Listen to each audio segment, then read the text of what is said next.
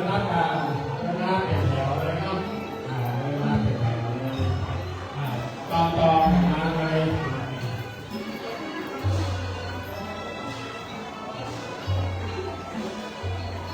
ขอการถวายความเคารพหลวงพ่อเจ้าคณะอำเภอเลยหล่อก็จะได้พาเดินทางมาร่วมก็ที่ปรึกษาเจ้าคณะอำเภอสระแปงต่อในนามคณะสงฆ์ต้อนรับถือว่าด้วยความ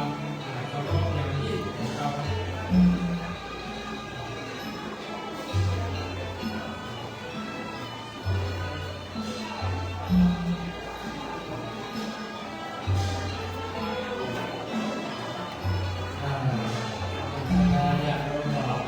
ออกไปทางซ้ายมือเลย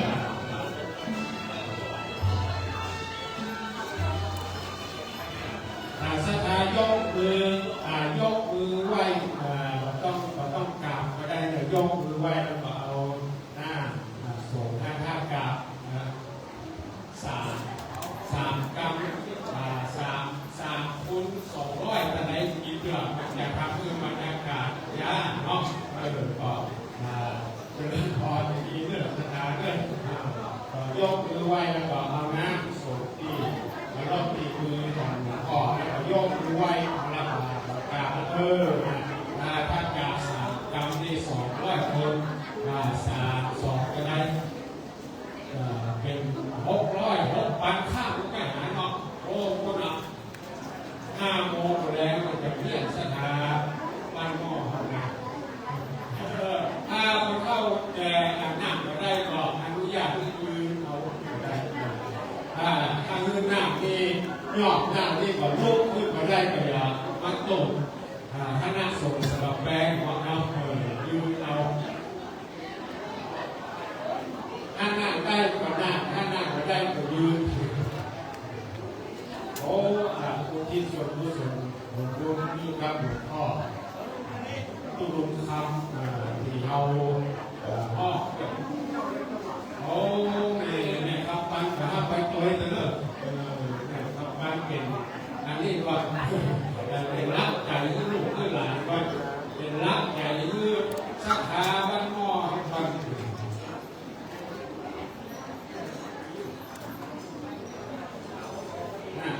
ไปไหนแม่ทำการของหล่นไปจนเปิดหน้าหล่นไปทำบุญทำกุศลไปเถอะหล่นไปกับเปิดที่มันการทำหล่นไปเถอะนะครับ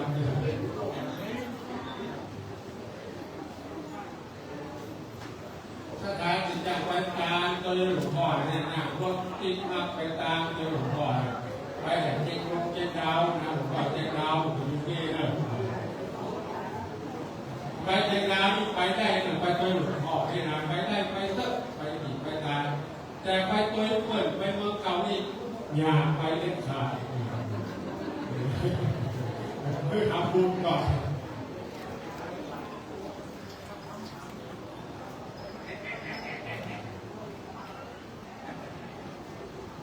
จากที่สถาญาติโยมได้สมณะของที่ต่อเพื่อ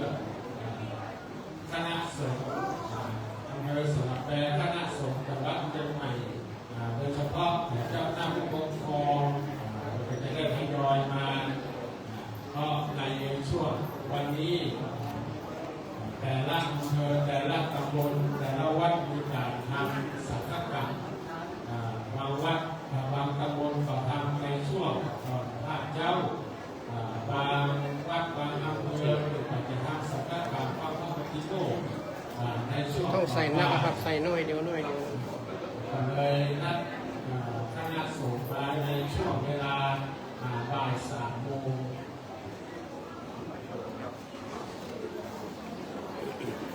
แม่กำปั้นก็หันซ้ายเด้อซ้ายโอ้สาธุเด้อนะโอ้นั่นก็ได้ต่อดีเนาะ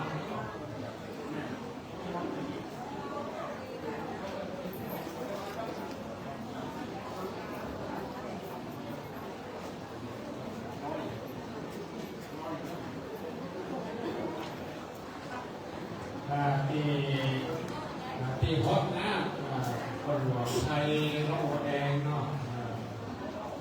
พวกสถานร่องแดงมาก่อนเปิดก่อนได้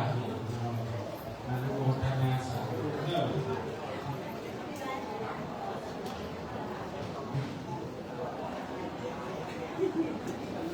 ที่วัดหน้าหลวงพ่อนี่ก็นับไปนับมานี่200กว่านี่ถ้าเป็น3นี่ก็200ชุดก็เลิกนี่นะวัดหน้าหลวงพ่อวันสุดท้ายนี่เลิกเราคนแก่คนแก่เลิกสังฆทานถวายหลวงพ่ออาตมาภาพนั่นนี่ก็นับใจแล้วนะประมาณ200นี่เราคนแก่เลิกถ้าใครคนถูกเลิกสั่งแก่จะได้ถ้าใจหุ่นจะได้คนถามกรรมการเลิกรวมอยู่ที่ชวนบูชาครับหลวงพ่อท่านพระครูติยะธรรมทัศน์หรือว่าตู้คำเขานี่เป็นหลวงพ่อครูบาตีหน้าเลื่อมใสศรัทธาไปทางใดยิ้มแย้มแจ่มใสเบิกบานใกล้หัวของหมวดพกหมวดใจศรัทธาญาติโยมในความเกิดใกล้หัวของหมวดพกหมวดใจเรามีความทุกข์ทุกข์ใจที่หนักทั้งบ้านทั้งกองทั้งได้ยินหลวงพ่อก็ใกล้หัวนี่เขาบอกทุกข์ใจเนาะศรัทธาญาติโยมวันนี้เอามาไหว้อะไรหลวงพ่อรดน้ำสั่งน้ำวาระสุดท้ายเราได้ทำบุญทำกุศลทุกคนในวันนี้เขาในนามของคณะสงฆ์อำเภอสระแปลงออกจากขอบพระคุณในบารมีของหลวงพ่อพระครูอาภรณ์วิสุทธิคุณหลวงพ่อเจ้าคณะอำเภออ่างดงวัดหนองตองหลวงพ่อก็เมตตามาร่วมพิธีในครั้งนี้นะครับแล้วก็มีหลวงพ่อพระครูอาภรณ์นานุรักษ์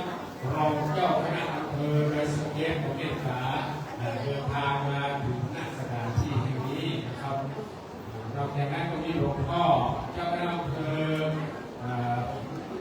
อไดหล่อหลวงพ่อมาเป็นอันดับ3อันดับ2หลวงพ่อรองเจ้าคณะอำเภอสันปะตองหลวงพ่อได้ส่งน้ำเสร็จเรียบร้อยแล้วเดี๋ยวจะขออนุญาตไปทำสังฆทานตามพระที่6ประมาณ4 โมงเย็นของวันนี้หลวงพ่อน้องต้องก็จะส่งก่อนนะครับเมตตาหลวงพ่อขึ้นนะครับเราจะเรียนศรัทธาส่วนหนึ่งไม่บาดเจ็บได้ถวายพ่อ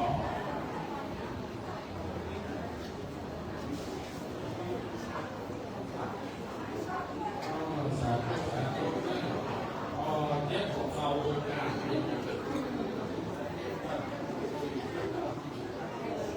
พื่ออาตมาเติมหาการได้ส่งหน้าหลวงพ่อที่รับที่ไปบ้านเขาที่อย่างไร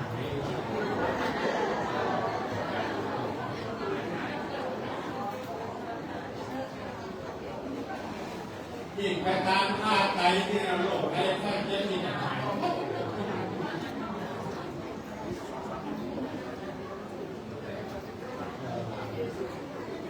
ถ้าหักสัตว์ตัวไปสุภาพนี่เนี่ยดังในนี่ที่เราจะออกหัวกันเส้น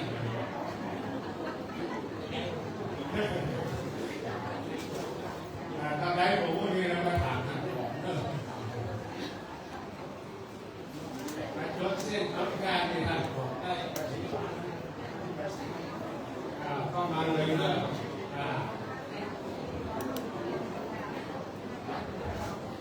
เดี๋ยวขอเด็กแม่ที่ต้องก่อไปดีจะได้จำให้หมดก่อซ้อมเปิดเด็กตรงนี้แม่ที่ยืนที่การซ้อมไม่ต้องแบบที่ยืนซ้อมไม่ต้องนี่เพราะว่ามีไม่ต้องมากเลยเป็นวันเดียวมากเลย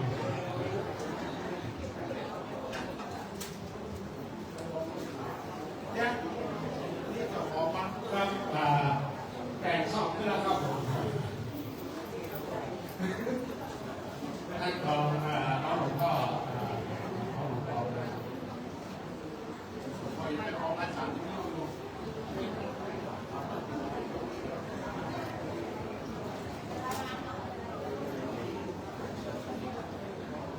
หลวงพ่อพระครูวิสุทธิหลวงพ่ออาทรวิสุทธิคุณหลวงพ่อเจ้าคณะอำเภออ่างทองวัดหนองตองมีโอกาสจะได้กราบนิมนต์หลวงพ่อมาเจ็ดสักคืนหรือสักท้ายหลวงพ่อนี่70 เข้า7 9 9 7สักท้ายหัวหน้าดีว่าแข็งแรงอยู่หลวงพ่อก็ได้ร่วมกิจการงานคณะสงฆ์มาด้วยดีตลอดกับหลวงพ่อท่านก็รู้ดียากเวลาไปนั่งประชุมคณะสงฆ์อย่างวัดได้นั่งแนะนั่งยิ้มอย่างน้อยก็ได้อู้จาปราศัยทางสารทุกข์สุขนิดสิ่งกันและกันโอ้วันนี้หลวงพ่อก็ดูปีญาธรรมทัศน์ได้จากไปก่อนหลวงพ่อได้มาแสดงความไว้อะไรหลวงพ่อได้มาโปรดธรรมสังเวชบอกกับด้วยความเมตตาครับ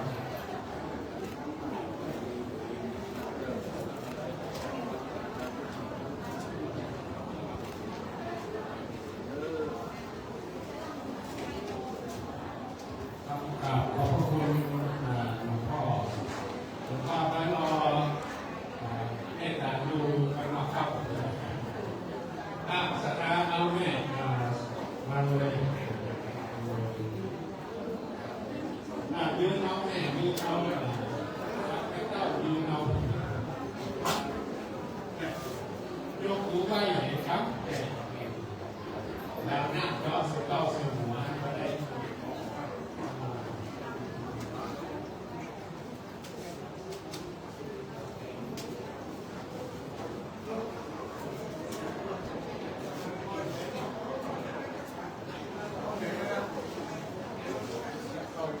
โหดหน้าแล้วจะปิดไปบ้านนี่ได้นะอยู่ร่วมงานไปหมดก็หน่อย6 โมงก็ซื้อแล้วก็ซื้อมาเลิกโหดหน้าก็ห้ามปิดบ้านนั่งก็ได้เด็กเด็กเด็กดังมาหมด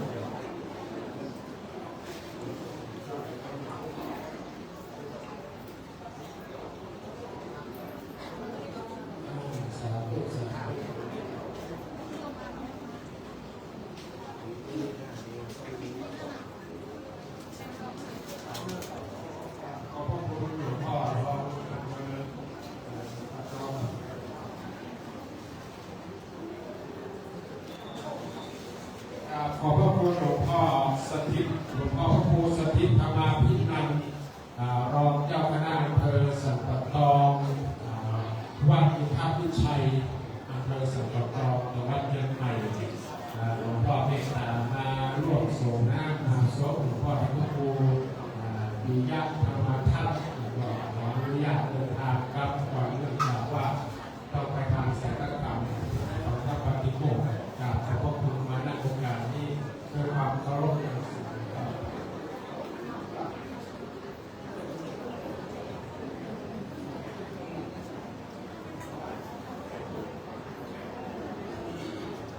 แต่นั่งมาได้มันต้องนั่งเนอะ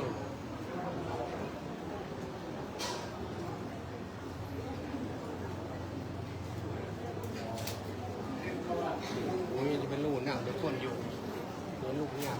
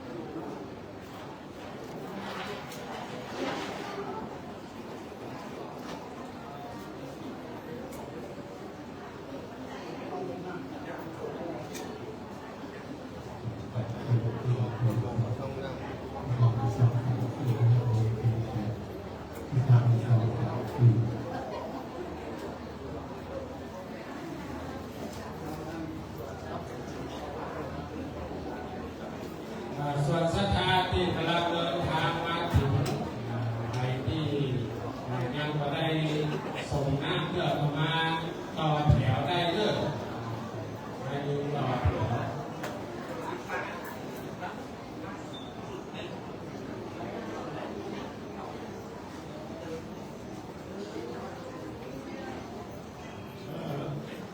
โยมที่ถามเมื่อกี้ไงคนนี้กำลังมีหมดหน้านี่นะคือว่าตามที่เลยโยมไปถึงวันนี้ว่าตามเตอร์ขึ้นไปละ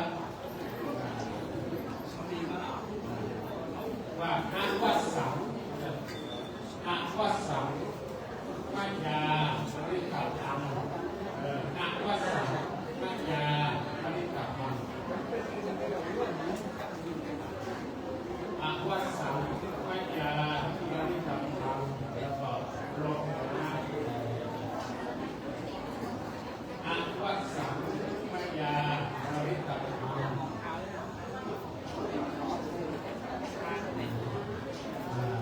อาวัสังมัจยาปริกัปตังเป็นคาถาไปเลิกสถาญาติโยมส่งหน้าหลวงพ่อแล้วเอาคาถาขึ้นไปนอนแล้วก็ท่องในคอมพิวเตอร์แต่รับดีสอนดีเด็ก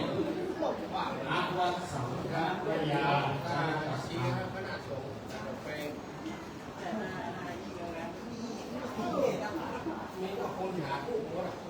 หลวงพ่อท่านชอบดูมีมาและการบริหารขอที่ปรึกษาเจ้าคณะวัดเชียงใหม่วัดอินทรามเป็นดาวเพิ่งแฝงนักวัดสังฆยาพิจารณาว่าเราจะต้องตายแน่แท้พระพุทธองค์ท่านสาธุชนทั้งหลายเอามาหดน้ำซบหลวงพ่อเอาพระพุทธองค์นึกของตัวเอาว่าอาวัสังฆยาปริกัปตังเราต้องตายแน่แท้แล้วก็ลดน้ำลงไปที่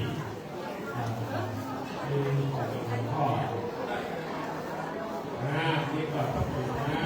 ำที่เราลองเป็นน้ำกินน้ำใจน้ำสายศรัทธาสายทานความอิ่มเอิบบุญอิ่มเอิบกุศลที่เราได้มาส่งดวงวิญญาณของหลวงพ่อสู่นิพพานนิพพานคือความดับคือความเย็นความนิพพานคือดับไปในที่สุดชีวิตคนเรานั้นก็มีอย่างนี้ไม่มีอะไรแน่แท้ไม่มีอะไรแน่นอนเราจะต้องตายเป็นที่มั่นอยากโยมก็นึกว่ากับเกิดนักวัดสังฆยาปริกัปตัง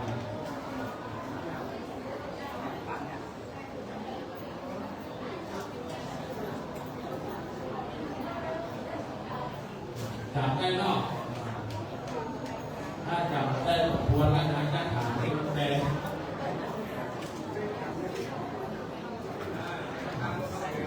ถ้าเรือมาของนี้รถแสงตั้งเลย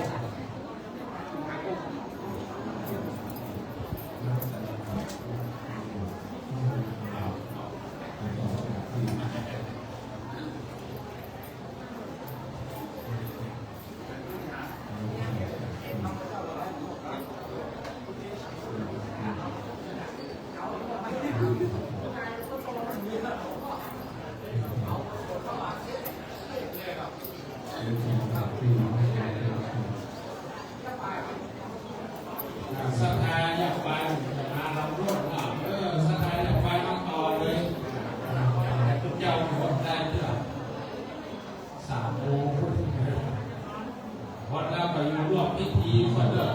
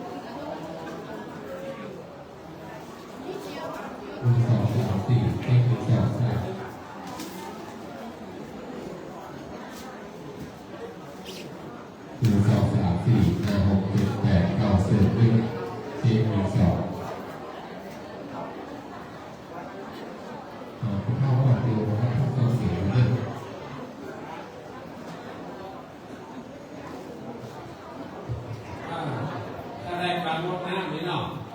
ฟังดีๆเลยอาวัสังเข้าในใจนะอาวัสังพยามาทำธรรมเป็นพลังนะครับเป็นพลังที่มาตรงกันเป็นที่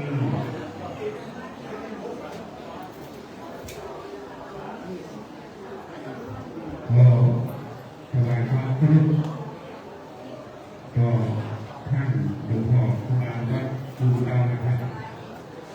พร้อมกับคณะสัตยาที่มาร่วมทำพิธีสถาบันเจ้าไม่ เรื่องนะครับ อาวัสังพยามาริตังธรรมอาวัสังพยามาริตังธรรมต่อไปได้จะต่อไปของคำพูดคือเรื่องที่เจ้ามาบอกว่าอาวัสังพยามาริตังธรรม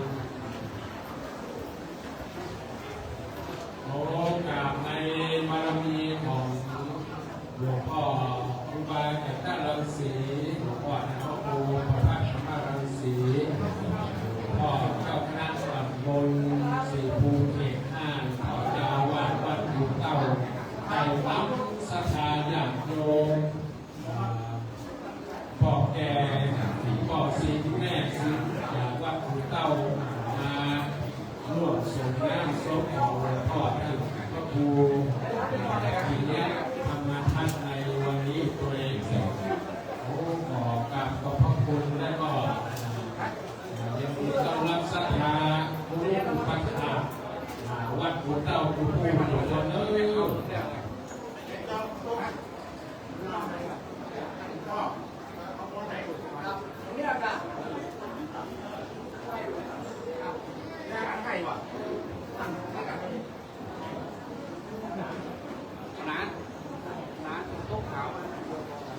สมัยนี้เมื่อหลวงพ่อ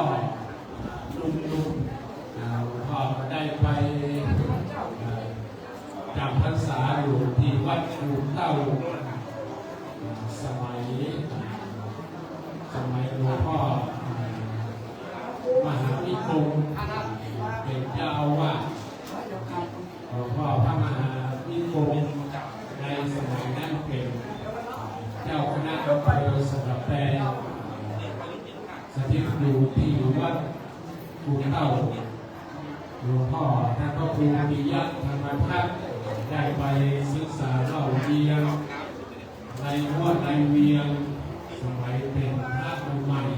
เป็นพุทธเจ้าใหม่ๆก็ได้ไปพักไปอาศัยอยู่ที่วัดภูเต่าเป็นเวลา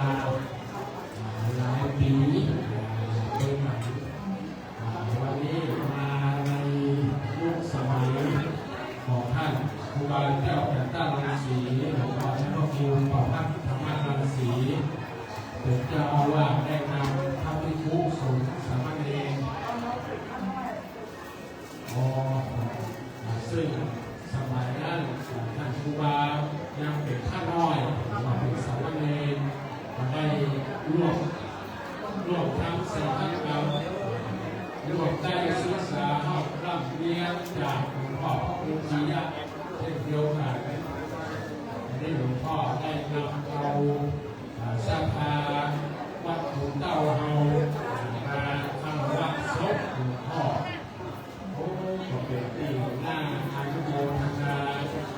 น่าชื่นชมยินดีและอยู่ที่อย่างยิ่ง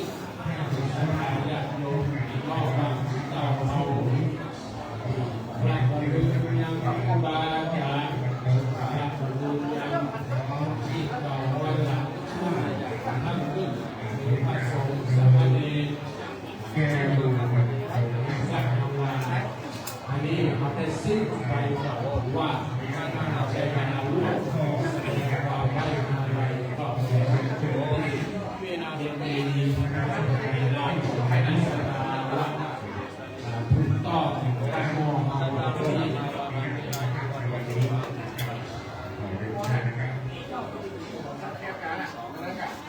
สาธุในศรัทธาวัดเต้าเดี๋ยวศรัทธาวัดเต้าเราต่อมาต่อได้ด้วยศรัทธาวัดเต้าเรามาต่อที่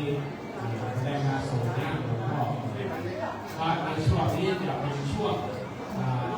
หากประชาชนออกไปศรัทธาอยากออกไปเราจะส่งน้ำไปจนถึงว่า4 โมงประมาณ4 โมง3 โมงนี่จะเป็นในส่วนของพิธีการของคณะสงฆ์และก่อนพิธีการคณะสงฆ์เสร็จเรียบร้อยแล้วก็จะเข้าสู่พิธีรับน้ำหลวงพระราชทานในเวลา17 นาฬิกาอันนี้ก็กำหนดเพื่อให้ศรัทธาญาติโยมได้รับทราบว่าตอนนี้เปิดโอกาสคือศรัทธาอุบาสกอุบาสิกาทั่วไปได้ส่งน้ำก่อนส่งน้ำเสร็จกลับมานั่งรอทำพิธีร่วมกันในเวลาบ่าย 3 โมงจะเดินพรมาเพื่อได้รับทราบในผลงานนี้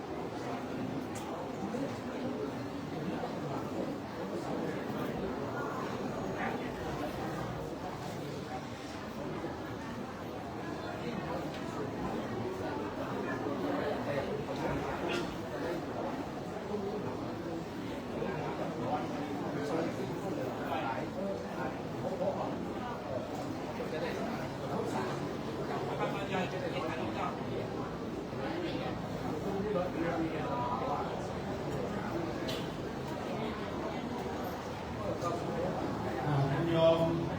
ต้องการว่าเนี่ยยกมือสาธุแล้วก็พดน้ำลงไปที่มือของหลวงพ่อแล้วก็ยกมือยับขึ้นถ้าเอากราบมือกันเนี่ยทุกคนเนี่ย3 ข้าง3 ข้างต้องการครับยกมือไหว้ เวลาเนาะต้องการตั้งอย่างนั้น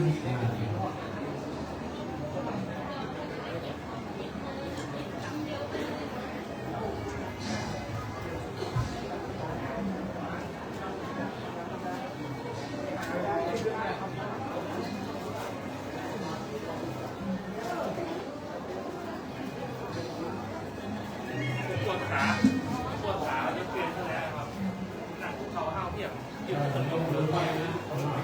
ต้องกราบนะถ้ากราบนี่กราบ3 ขั้น3ที่ทั้ง200 คนนี่ก็600 ขั้นนี่ก็ผู้นำตี2ผู้นำจะได้นะยกมืออนุโลมอาจจะโดนรับผิดเพราะว่าในสถานการณ์ที่เราต้องปฏิบัติต่างๆสถานการณ์สาธุ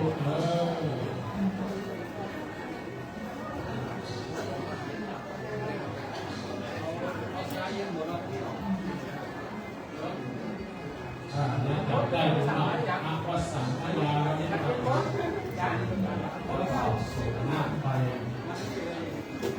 ต้องว่าสาธุนี่เลย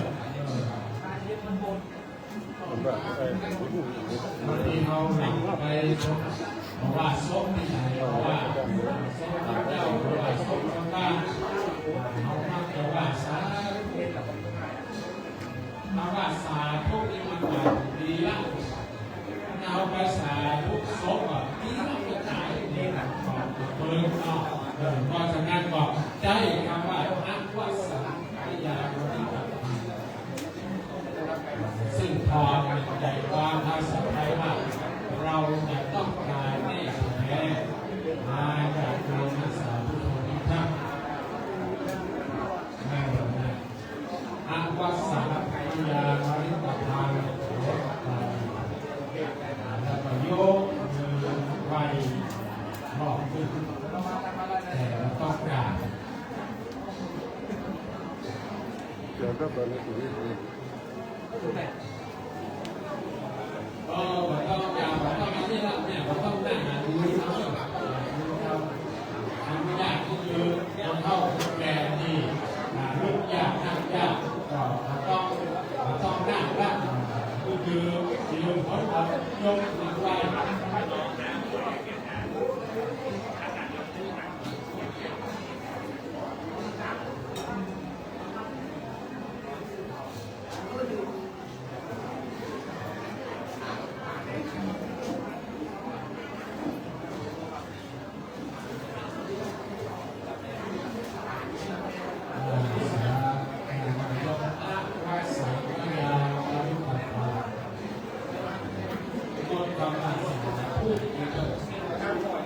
พูดเขาใส่ไปว่าสาธุก่อนส่งน้ำถ้าขาดวันนี้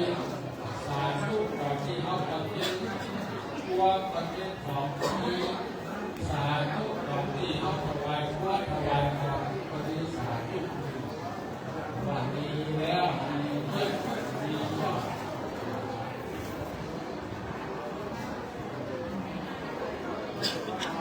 แต่เวลาไว้อะไรที่เขาต้องเอาไว้สาธุไปหาในฟิกในรายเนี่ยขอแสดงความไว้อะไรแต่พระนักพระนี้เนี่ยเราส่งสติ๊กเกอร์สาธุโอ้แบบนี้เลยเปิดเลยแต่ว่าวันนี้บอกว่าก็ว่าเราไปแจ้งเพื่อนโอ้ตายแล้วก็สาธุนี้นะเนี่ยประมาณนั้นนะเพราะฉะนั้นใจว่าอาวัสสังยาบริกรรมทำเลยเพราะเข้าใจว่าในสูตรของเขาว่าเราจะต้องตายแน่แท้มันเดียวกับหลวงพ่อพระครูปิยะธรรมทัศน์พ่อตูคำเขาในครั้งนี้นั้นทุกสิ่งทุกอย่างล้วนเป็นอนิจจังทุกขังอนัตตาคือความว่าที่เรายั่งยืนของชีวิตทุกชีวิตทุกสรรพสิ่งในโลกนี้หลับวัดเกิดขึ้นมาหัวยอดที่จะต้องแตกนะรับสู่ในที่สุดพอเท่าเราบอกว่าการตั้งคุณธรรมทุกสิ่งเราไปคิดค้นเห็นอันที่ต่าง พระครูบาวัดขุนเต่าคนสอนสัมภาษณ์กรรมฐานคือบอกแย่เม็ดแย่บอกสาวเม็ดสาวถูกว่าอาทิตย์จากทุกทางโลกเมื่อไปสุดพ้นเป็นอันทั้งหลายนามาดูฝั่งทุกทางโลกเมื่อไปที่พ้นเป็นอันทั้งหลาย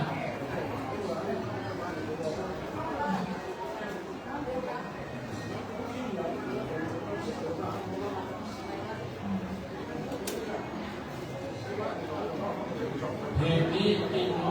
อยากได้มาสาพระเทศนาท่าน 1 2 3 4อาจจะเป็นเก็บท่าน เพื่อไปยังยาวอย่าสาวยาสั้นเป็นออกสามสักปิโนตาเขาเอาไว้ดูหูฟังเปิดห้องผู้ดำในห้องไว้อยู่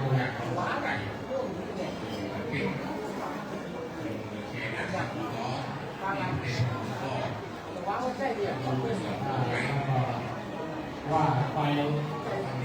ทำภาษาเวลามันขับไป แก้วลงมองมองนะครับเพราะว่าปัจจัยต่างๆต่างๆร้ายเขาหลอกขอเห็นท่าน ไหนคืออะไรดูเนาะ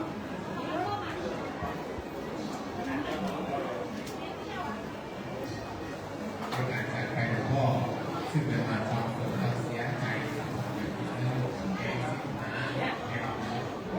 หลายอย่างน้องอย่างที่ค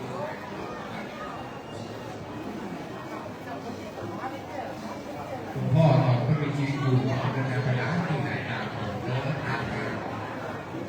ปัจจุบันประเทศไทยเนี่ยหลวงพ่อจะผ่านไปแล้วรู้ว่าเย็นรู้ว่าร้อนรู้ว่าหนาวรู้ว่าผสมกันมาแล้วเพราะฉะนั้นวันนี้เหมือนเราได้สูญเสียหลวงพ่อไปหลวงพ่อเราพยายามยิ่งใหญ่จนอยู่วันที่มา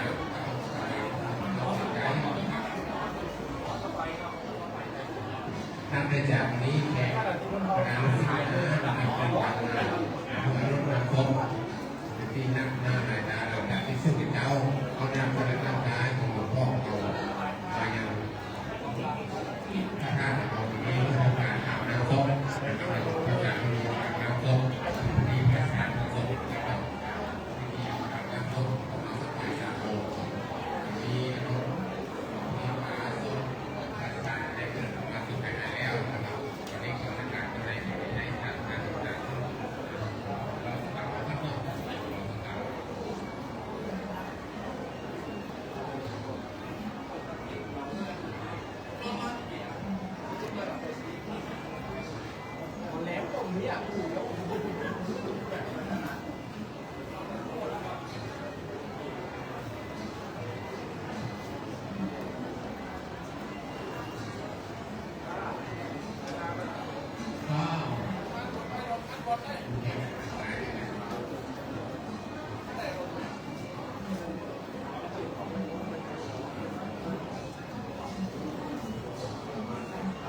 ตอนนี้คุณลุงของเราที่เราคุณลุงนะครับในเจ้าหน้าที่สำนักงานก็ไปกับเราแล้วก็ต้องการมีพลังเรื่องนะครับเราก็มีการครับ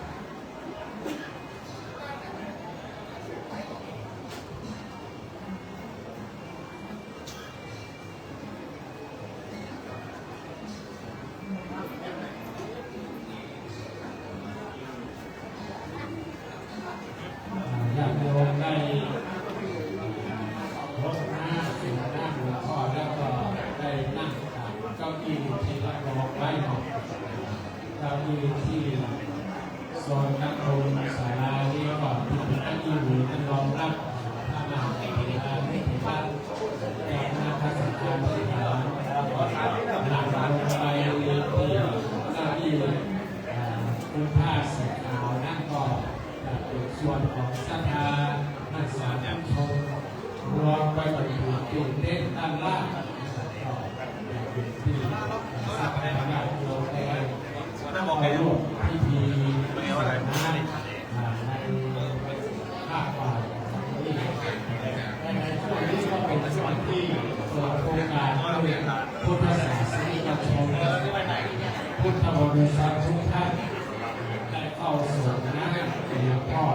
ครูปิยะธรรมทัศน์ต้นก่อนที่จะมีพิธีส่งในช่วงเวลาซึ่งได้รับต้นไปซึ่งคณะสงฆ์อำเภอสถาพรได้ทำวัดเรามีต้นไม้อยู่แล้วส่วนน้ำส้มเดี๋ยวพ่ออุปิยะธรรมทัศน์เวลา15 นาฬิกาเป็นต้นไปจะเป็นพิธีสงฆ์แล้วก็ส่วนที่ก็จะมีคณะสงฆ์วัดเชียงใหม่เจ้าคณะสังฆาธิการนะครับเจ้าคณะอำเภอรองอำเภอจะได้มาร่วมพิธีส่งน้ำเชียงโยงสภาญาติโยมพี่น้องบ้านหม้อเราช่วยดูจราจรเปิดโดยเฉพาะสถานที่จอดรถจอดรางถ้ามีเจ้าหน้าที่ช่วยอำนวยความสะดวกในการจัดรถจักรยานก็ได้เข้าร่วมดูแลต่อคอยในท่านนี้เลยซึ่งตอนนี้ก็มีพระมหาเถระในส่วนของวัดเชียงใหม่ในอำเภอสะแก้วก็ดีขอได้ทยอยมาหลายรูปหลายองค์ซึ่งงานนี้ก็หลวงพ่อพระครูอารุณศิลกิจเจ้าคณะตำบลยาวัดพระธรรมของเมตตามาร่วมพิธีเสนาสมหลวงพ่อพระครูปิยะธรรมทัศน์ในสาระพระนิโคในนามของคณะสงฆ์อำเภอสะแก้วขอกราบขอบพระคุณในเมตตาธรรมของเจ้าคณะสังฆาธิการที่ได้มีความสนิทสนมเคยกับหลวงพ่อพระครูปิยะธรรมทัศน์ทั้งนี้ก็ได้มาแสดงความไว้อาลัยสูงหน้า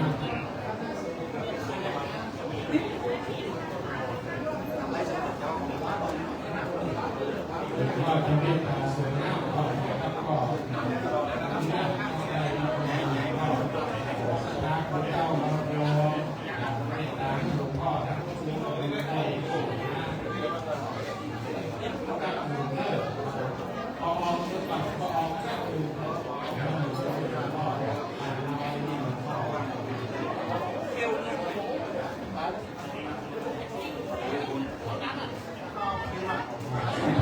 เป็นความงามของหลวงพ่อพระมหาเถระในกราบสอนแต่ว่าศรัทธาญาติโยมต้องกราบสิ่งสร้างด้วยเขาจะทำไม่ได้ยอมรับเพราะว่าให้กราบสอนสร้างที่เราจะทำให้เสียเวลาในการสวดน้ำที่เราเรียนได้แต่ว่าเสียเวลาทำเวลามันแบบยาว แงมโดนเลย ถ้าตามคนกับการศาสตร์ตาม200 คน600ที่เหลือก็นับหน้าไม่เข้าไปผู้นำ6 โมงแน่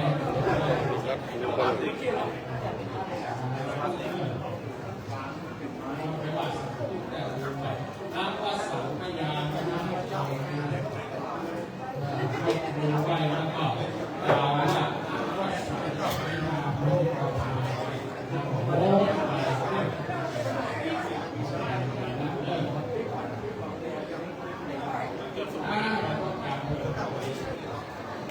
ยกมือสาธุยกมือรักษาเ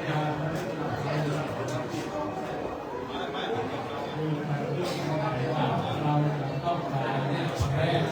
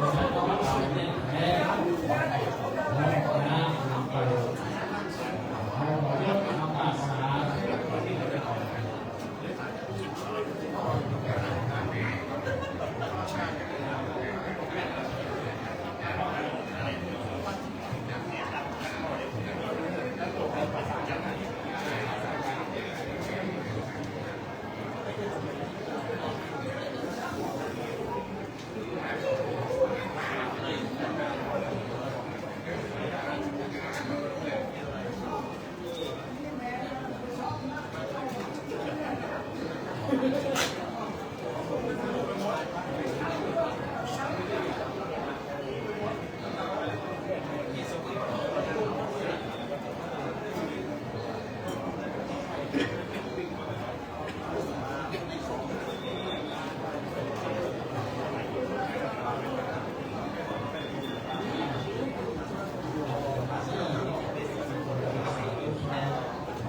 ถานหลังรวมท่านใด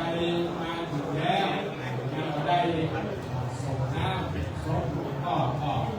มาส่งน้ำหลวงพ่อได้เลยเข้ามายืน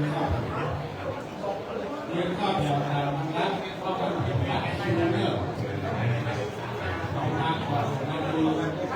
คนงานต่อ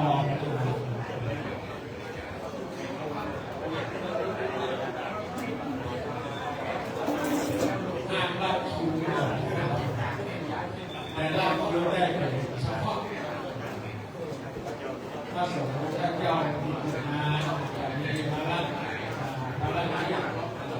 ก็เอานี้เสด็จธรรมสวนะเอารับคิวรับแต่ว่าสถานยาวโดนมาก่อนที่มาทำงานรู้ต่อแถวสอบแชร์แล้วก็เอามาทำงานใจถ้าเป็นธนาคารหรือจะสถานหรือรับคิว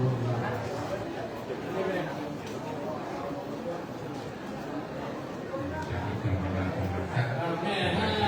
ลูกอยากนั่งนั่งจะได้ยืนเขายืนเอาผู้ลง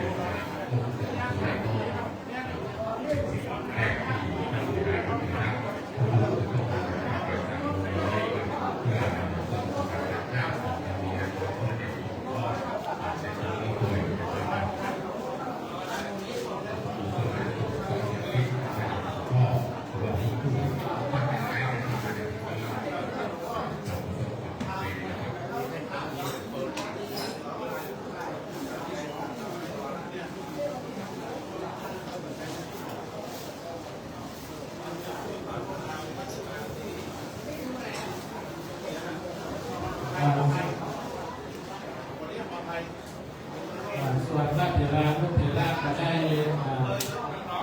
ทำก็มีละลอยทำไปครับผมที่มนงานที่ก็มีละลอยส่วนทำผู้ได้หมดเองส่วนราชการที่ได้การพัฒนา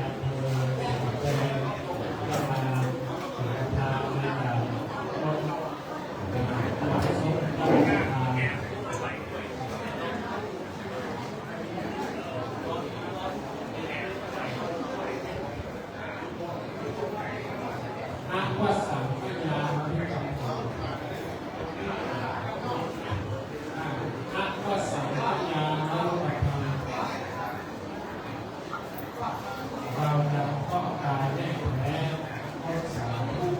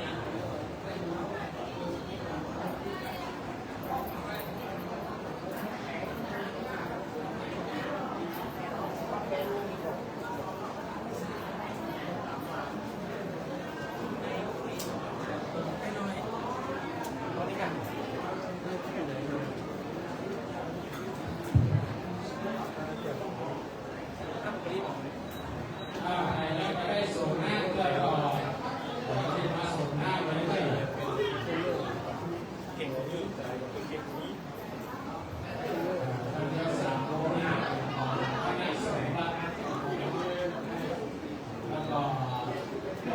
4 โมงเป็นต้นไปก็จะเข้าสู่ล่าสงตลาดพิธา บัตรประชาชน พระราชทานหลวงพ่อธรรมโชพิสารโยปะถามพระราชโมตั้งขึ้นก็มีลำลองนะครับด้านในนะครับก็มีพระเถรานุเถระเจ้าคณะสังฆาธิการในส่วนของจังหวัดเชียงใหม่คณะสงฆ์จังหวัดเชียงใหม่คณะสงฆ์อำเภอสะกดแดงคณะสงฆ์อำเภอแม่ออนและหลายอำเภอที่มาร่วมพิธีสงฆ์น้ำสงฆ์หลวงพ่อแล้วก็ครูปิยะธรรมทัศน์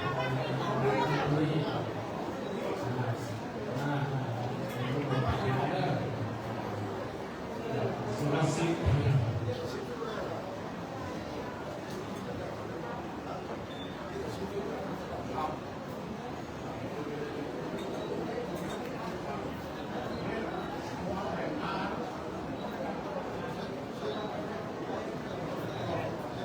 ในส่วนของเจ้าคณะอำเภอในจังหวัดเชียงใหม่ในวันนี้หลวงพ่อสังฆีมุสาเจ้าคณะจังหวัดเชียงใหม่ครูวิดาลักการผู้รับที่มุสาเจ้าคณะจังหวัดเชียงใหม่มาเป็นก็เป็นการในนี้นอกจากนั้นก็มีหลวงพ่อท่านพระครูสาธุนิการนำเจ้าคณะอำเภอดอยหล่อสุดยอดเมตตามาเนื้อนาบุญเก้าคณะสงฆ์อำเภอสนามแดงหลวงพ่อท่านพระครูพระวรรัตน์รองเจ้าคณะอำเภอดอยสะเก็ดวัดสันต้นกู้นอกจากนั้นมีหลวงพ่อท่านพระครูขอบพระธรรมรังสีหลวงพ่อจันทรังสีเจ้าอาวาสวัดเขียนเต้าเจ้าคณะตำบลศรีภูมิเขต 5เรียกว่าได้มาร่วมในครั้งนี้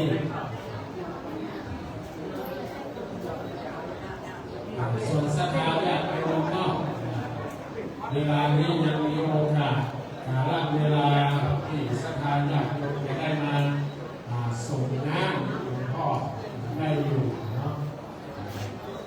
ซึ่งคณะสงฆ์แถววัดของเราการเริ่มทยอยเข้ามา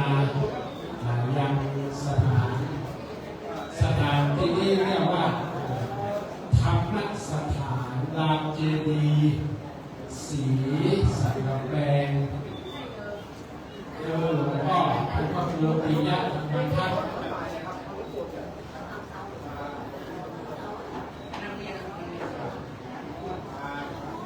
ซึ่งหลวงพ่อท่านพระครูปิยะธรรมทัศน์ได้สถานที่แห่งนี้เป็นที่ธรณีสงฆ์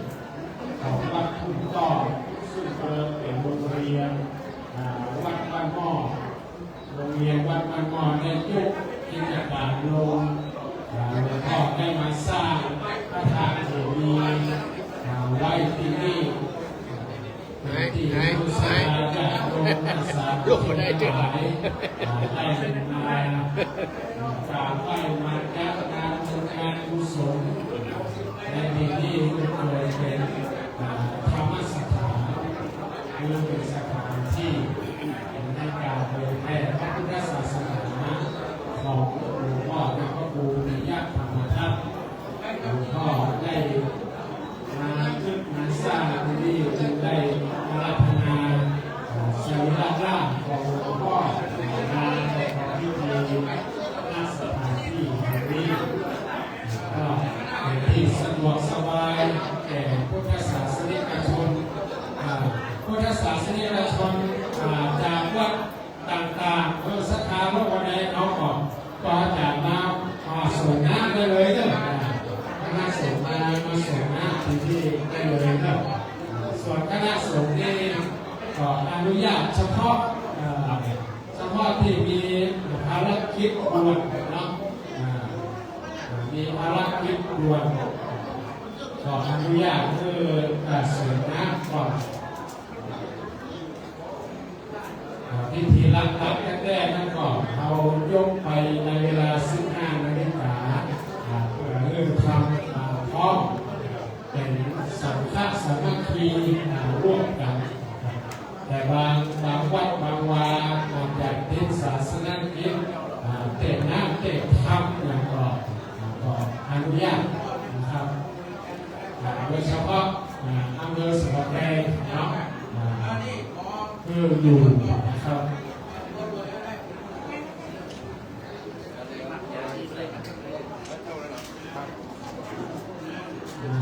เข้าแถวเอาเด้อสถานโรงแรมเอาเข้าแถวถ้านั่งก็ได้ก็ยืนเอาเลยยืนแล้วก็ยกมือว่าอักวัสังพยามริกัปทังนี่เลยต้องกราบรับนะมากราบมันจะทำมือเวลามันจะย่างไปยกอักวัสังพยามริกัปทังงดสาธุนี่เลยห้ามว่าสาธุนะเพราะว่าอักวัสังพยามริกัปทังพยามริกัปทังนี่นะแล้วก็เอาภาษาไทยง่ายๆว่าเราจะต้องตายแน่แท้ถ้าจำบาลีมาได้ก่อนเพราะว่าเราจะต้องตายแน่แท้คำเดียวว่าเราจะต้องตายแน่แท้อันนี้หมายถึงอย่างที่ลีเล็กลีลบลีหนีความตายนี่ไม่ไล่เอามาอดน้ำก็องค์ธรรมะสังเวช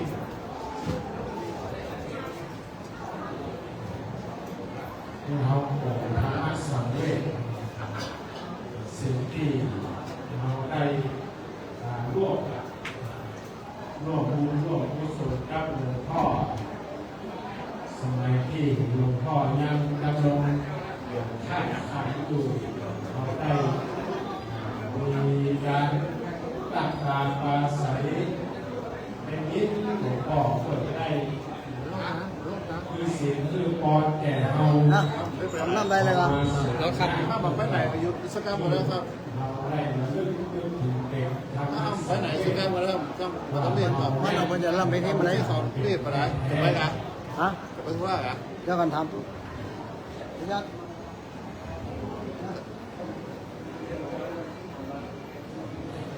คณะสงฆ์สำหรับแปลงแม่มอก็ยังอยู่ถึง3 โมงนะครับ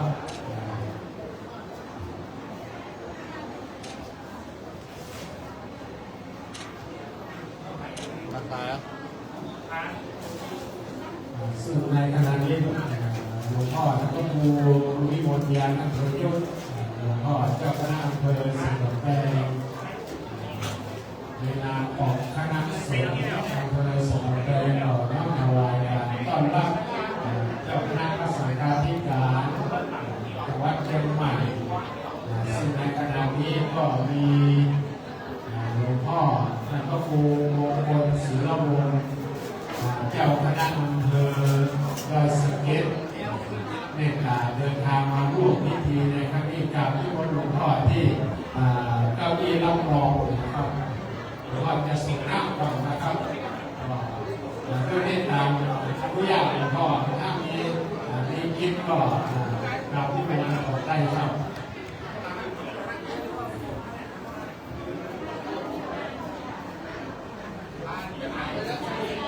คณะสงฆ์เราวันนี้พร้อมที่เก้าอี้รับรองไปเลยนะครับ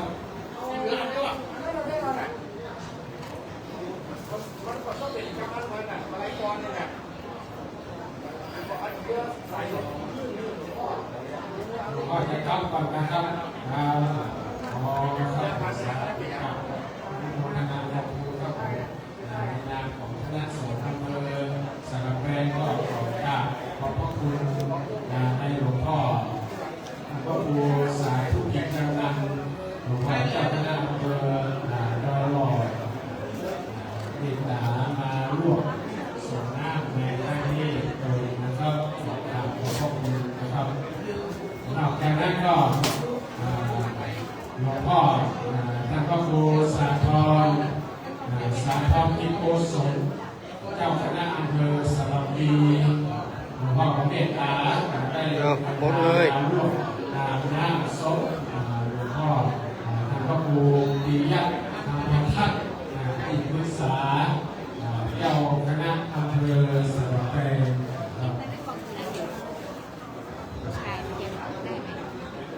ว่าตั้งแต่เจ้าคณะผู้ปกครองสายการปกครองแล้วก็บัญชาคณะสงฆ์ครับตัวเจ้ารอครับหลวงพ่อท่านพระครูปิยะธรรมทัศน์นั้นอดีตก็เป็นรองเจ้าคณะอำเภอสระบุรีเป็นที่ปรึกษาเจ้าคณะอำเภอสระบุรีต่างทำกิจต่างๆเกี่ยวกับงานคณะสงฆ์ได้ร่วมงานคณะสงฆ์วัดเชียงใหม่มาด้วยดีตลอดแม้แต่หลวงพ่อเจ้าคณะอำเภอใบสักเก็ตหลวงพ่อท่านพระครูมงคลศิลวงศ์ที่สมัยที่หลวงพ่อยังมีชีวิตอยู่หลวงพ่อพระครูปิยะธรรมทัศน์นั้นไปมาหาสู่โดยเฉพาะหลวงพ่อวัดสารคามรังสรรค์ครับวัดถูกต้องที่สมัยที่เปิดศูนย์พุทธศาสนาวันอาทิตย์จะไปร่วมออกงานด้วยกันเนี่ยยังหวนน้ำเลือกถึงสมัยที่วัดถูกต้องเจ้าหลวงวันแดงวัดสารคามรังสรรค์ไปประชุมสู่อบรมพุทธศาสนาวันอาทิตย์ที่จังหวัดเชียงใหม่และเอารถตู้กันเก่าของหลวงพ่อพระครูปิยะธรรมทัศน์ไปประชุมด้วยกันมีประวัติศาสตร์สารคามรังสรรค์กับวัตถุต้องโยงกันในยุคสมัยนู้นอันนี้ก็มาเล่าสู่กันฟังนะครับหลวงพ่อพระครูอันท่ามันนำรักไปรักสู่รักษาด้วยกันนอกว่าอำเภอสระแดงอำเภอไรสักเก็ตนี่ก็เป็นอำเภอดีอำเภอน้องรอบไปทางวัดบางไม้แดงไปอบรมด้วยกันว่าสมัยสู่พุทธศาสนาวันอาทิตย์รุ่งเรืองในยุคสมัยนู้นหลวงปู่กับเขาของวัดถูกต้องเนี่ยไปมาแข่งเพื่ออบรมกันที่วัดตะเกียบเชียงรายทุกอย่างนี่เป็นความงดงามของคณะสงฆ์เราจึงเป็นที่บอกเกิดแห่งความศรัทธาคนสูงของวัดเนี่ยนักสารผู้ชมทั้งหลายแน่นว่าศรัทธาญาติโยมจะเสพติดในข่าวสารการบ้านการเมืองการยังต่างๆอาจจะได้มองเห็นมุมมองลึกเกี่ยวกับพระศรีสันพระเจ้าหมดเลยเรื่องที่ความงดงามในอดีตของพระสงฆ์พุทธเจ้าพระเถระหรือว่าสิ่งเหล่านั้นก็สามารถที่จะมาสั่งคลอนความศรัทธาสั่งคลอนความเชื่อมั่นในสังฆรัตนะคือส่งไปเกี่ยวลึกในพระรัตนตรัยเช่นโยมครับหลวงพ่อท่านพระครูปิยะธรรมทัศน์นี้ท่านได้ดำรงตนแห่งแก่ญาดำรงตนแห่งต้นบุญต้นแบบคือพระสงฆ์องค์เจ้าที่มั่นคงในพระรัตนตรัยและพระพุทธศาสนายอดเดินชีวิตของท่าน83 ปีอยู่ในพระพุทธศาสนาเป็นพระสงฆ์องค์เจ้ายาวนานมาถึง63 ปีสถาญาติโยม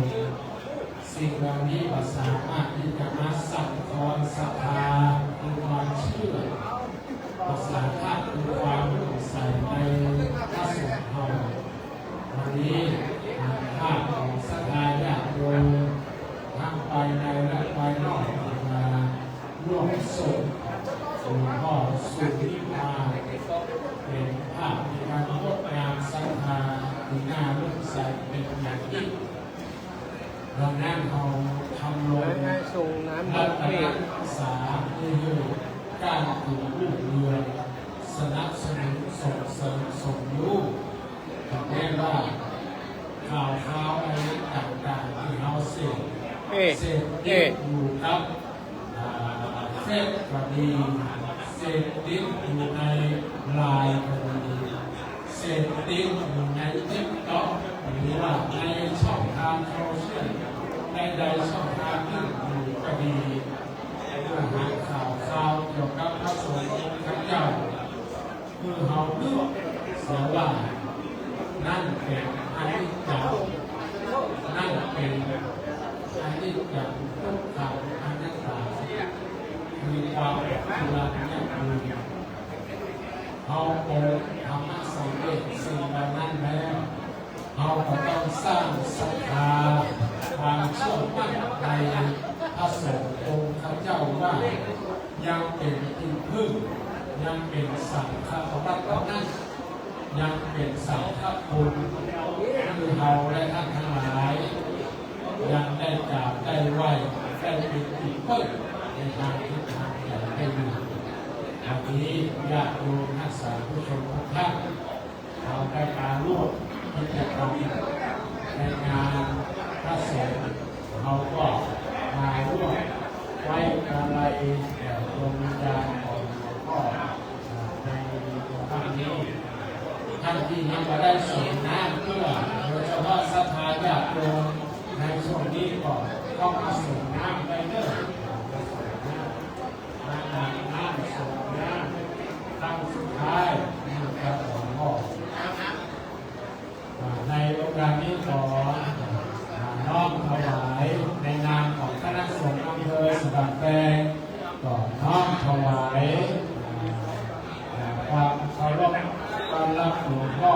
ท่านพระครูสิริมาภากรที่ปรึกษาเจ้าคณะอำเภอสันปะตองวัดลงรัวหลวงพ่อประเมตตาเดินทางมาร่วมในพิธีในครั้งนี้หลวงพ่อก็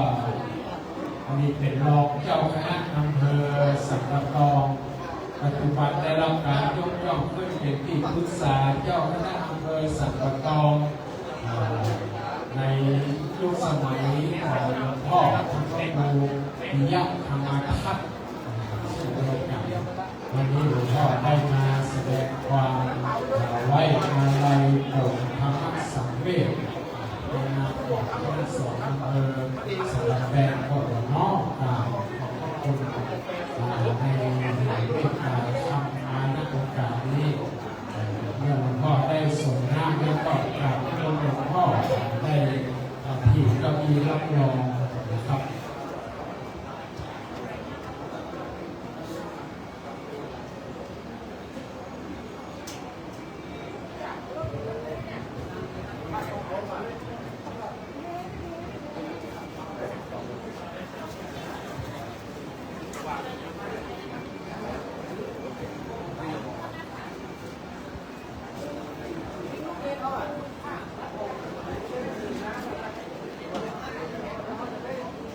ไม่ทราบครับมนของอิวเลยครับ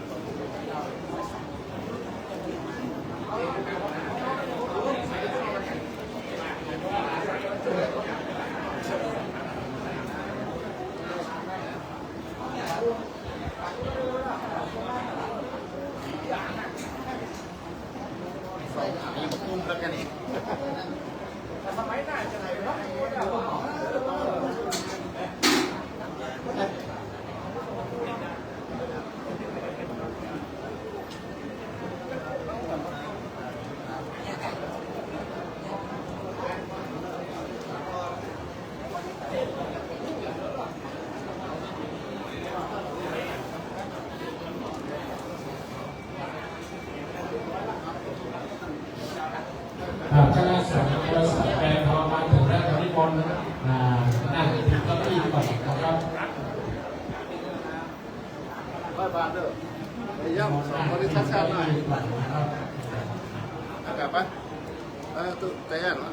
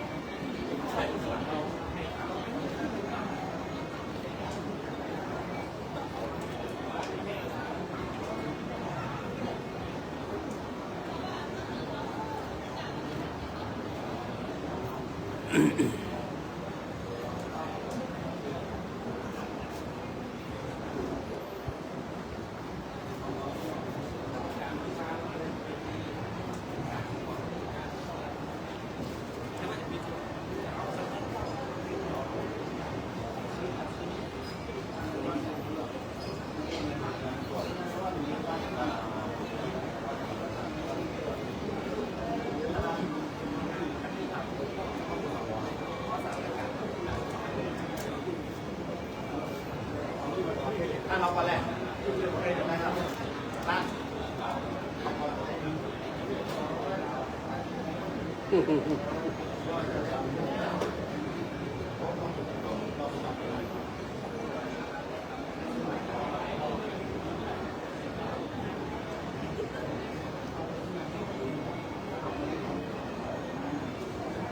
นิมนต์หลวงพ่อเจ้าคณะตำบล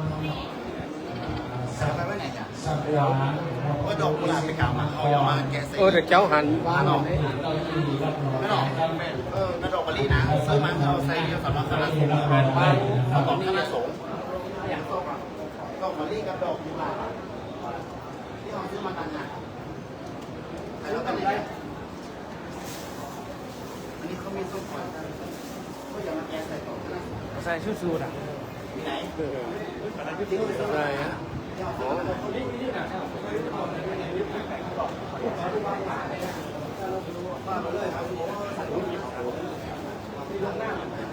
ี่ร้อนนี่ร้อนนี่ร้อน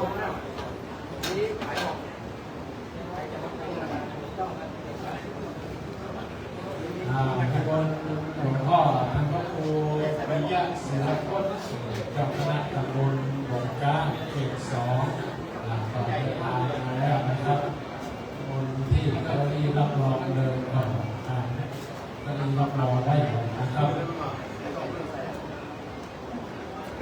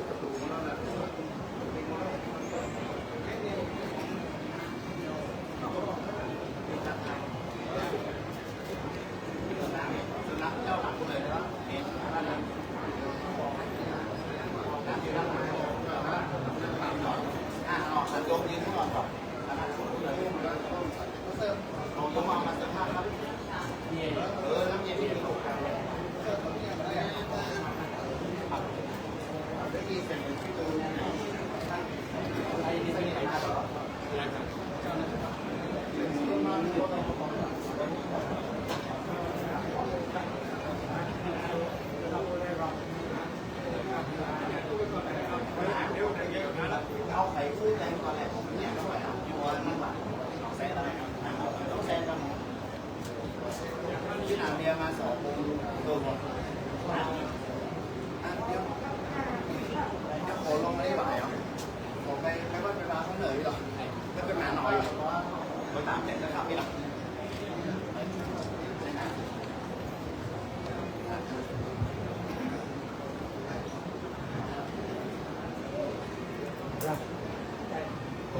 คนนี้เลยนะครับมวยนะครับมีรางวัล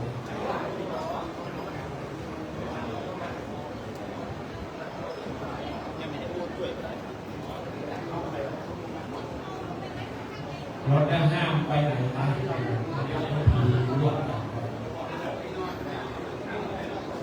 ถ้าส่งมาก็เดี๋ยวก่อนจะได้เดี๋ยวว่าห้ามกลับนะครับเข้าร่วมพิธีในช่วงเวลา 15 นาฬิกาพิธีทางการนะครับ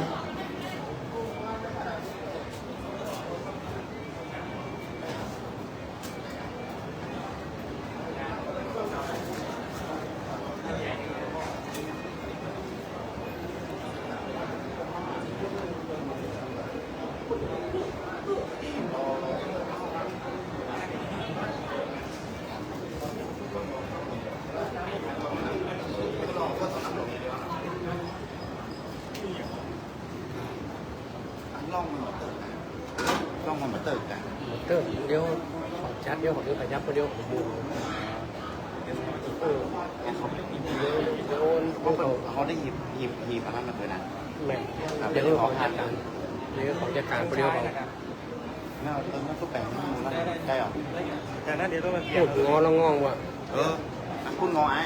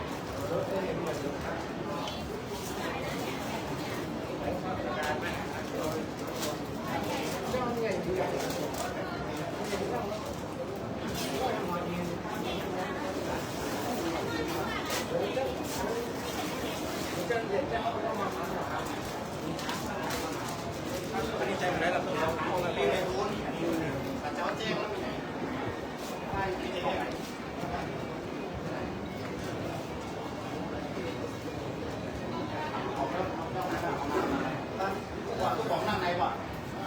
พี่ถามนั่งในว่ะอันใหญ่เจ้าใจ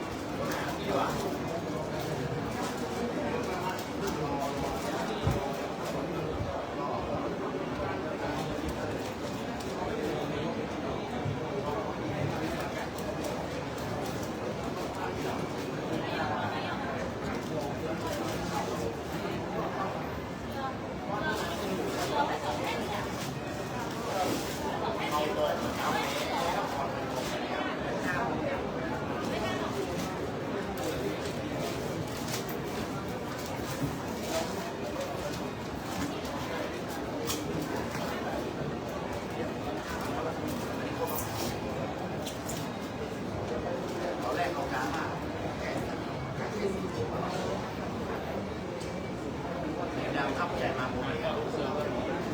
อันนี้เอาเจ้าคณะ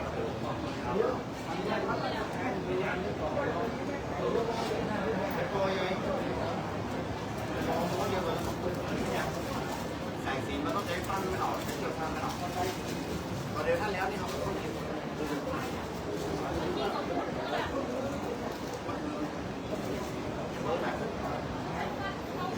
คือโดนมาก็แค่ช้าอย่างบนหลอดเดี๋ยวมันก็ย่างแขนบนหลอดตกมันหลอดรู้ว่าแล้วตัวคน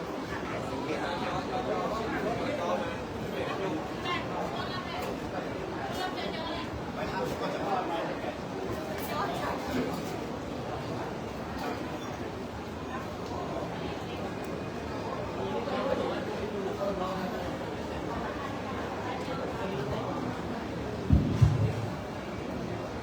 ในนามคณะสงฆ์อำเภอสระแปงกราบถวายความเคารพต้อนรับพระเจ้าคุณหลวงพ่อพระเทพหลวงพ่อเจ้าคณะจังหวัดเชียงใหม่บนศาลาครับผมเขาวันนี้หลวงพ่อเรียกกันนะเจ้าคณะสงฆ์อำเภอสระแปงมาเป็นก็เป็นการเจ้าคณะสงฆ์อำเภอสระแปงกราบถวายความเคารพหลวงพ่อมาณโอกาสนี้ครับผม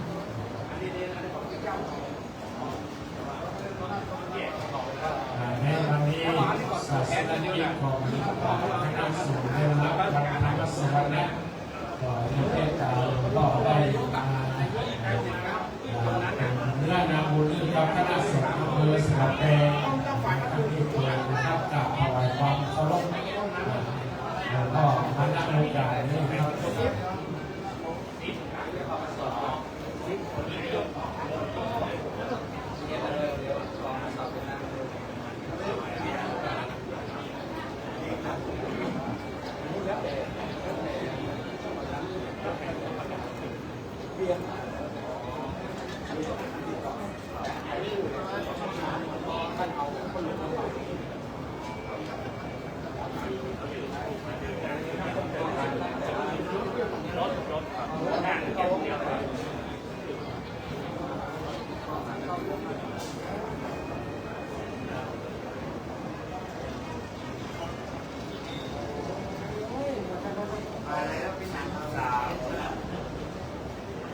83ครับพ่อครับ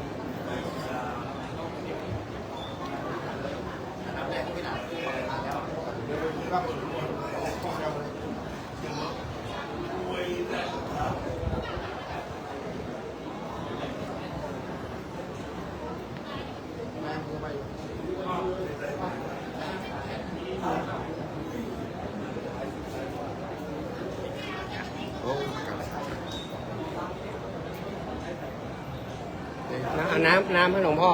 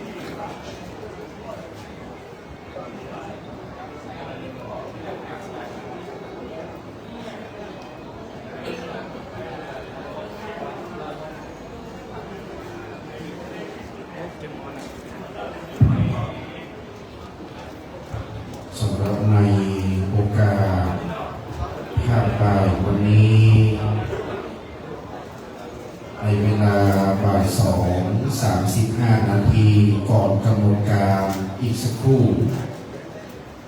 ในวันนี้เป็นวันเดือน11รับเป็นวันพระวันศีลธรรมสวนะครึ่งพรรษาในวันนี้นั้นตรงกับวันเสาร์ที่23ของเดือนสิงหาคมพุทธศักราช2568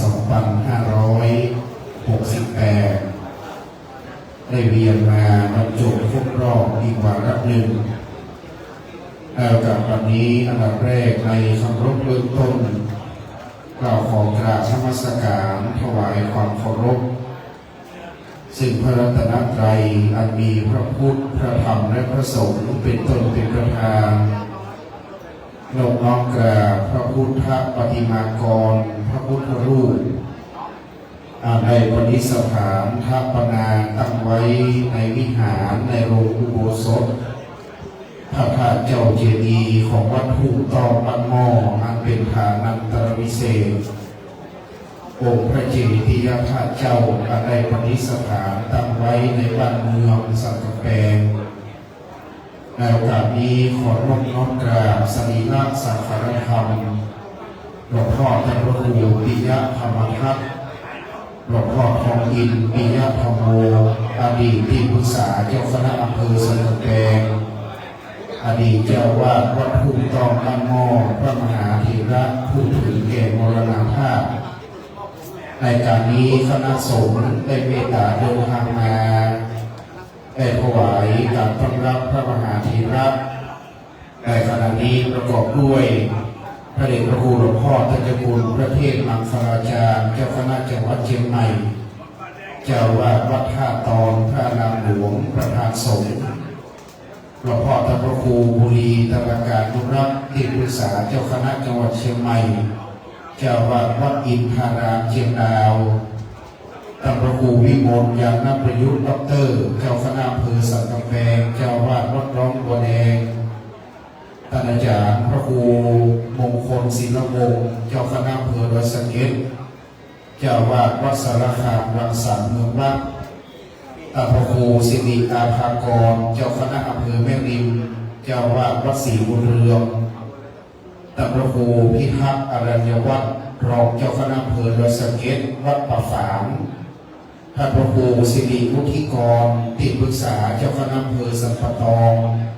วัดโพมัวตำบลน้ำบ่อหลวงในขณะนี้หลวงพ่อพระครูวิมลธรรมานุสาเจ้าคณะอำเภอปาววัดเขื่อนผากเมืองปาวนอกจากนั้นวันนี้ท่านพระครูประภัสธรรมรังสีครูบาเจ้าจันทรังสีเจ้าคณะตำบลสีภูเขต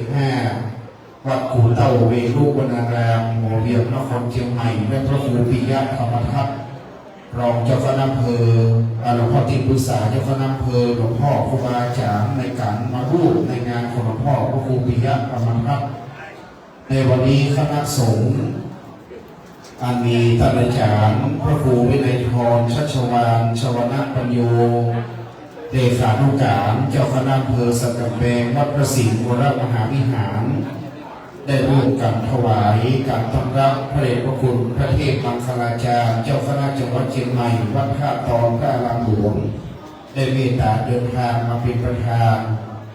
ซึ่งในขณะนี้ท่านนายกเทศมนตรีตำบลห้วยทรายท่านรองนายกเลขาที่ปรึกษาประธานสภาและสมาชิกสภาได้มาปฏิบัติหน้าที่กำนันผู้ใหญ่บ้านสารวัตรแพทย์ผู้ช่วย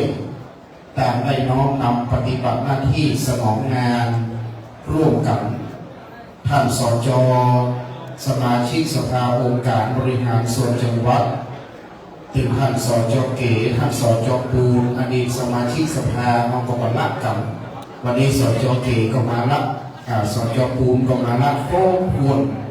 ดังนั้นในบ้านเฮาเมืองเฮาข้าราชการผู้ใหญ่ในตำบลห้วยทรายพ่อแก่วัดอาจารย์วิยาวัจกรกรรมการวัดสภาบ้านหม้อครบถ้วนและในขณะนี้ถวายการต้อนรับพระเดชพระคุณหลวงพ่อท่านเจ้าคุณพระเทพสิงหวราจารย์ด็อกเตอร์รองเจ้าคณะจังหวัดเชียงใหม่เจ้าวาดวัดพระศรีวรมหาวิหารได้เมตตาเดินทางมาถึงน้อมถวายการต้อนรับครับ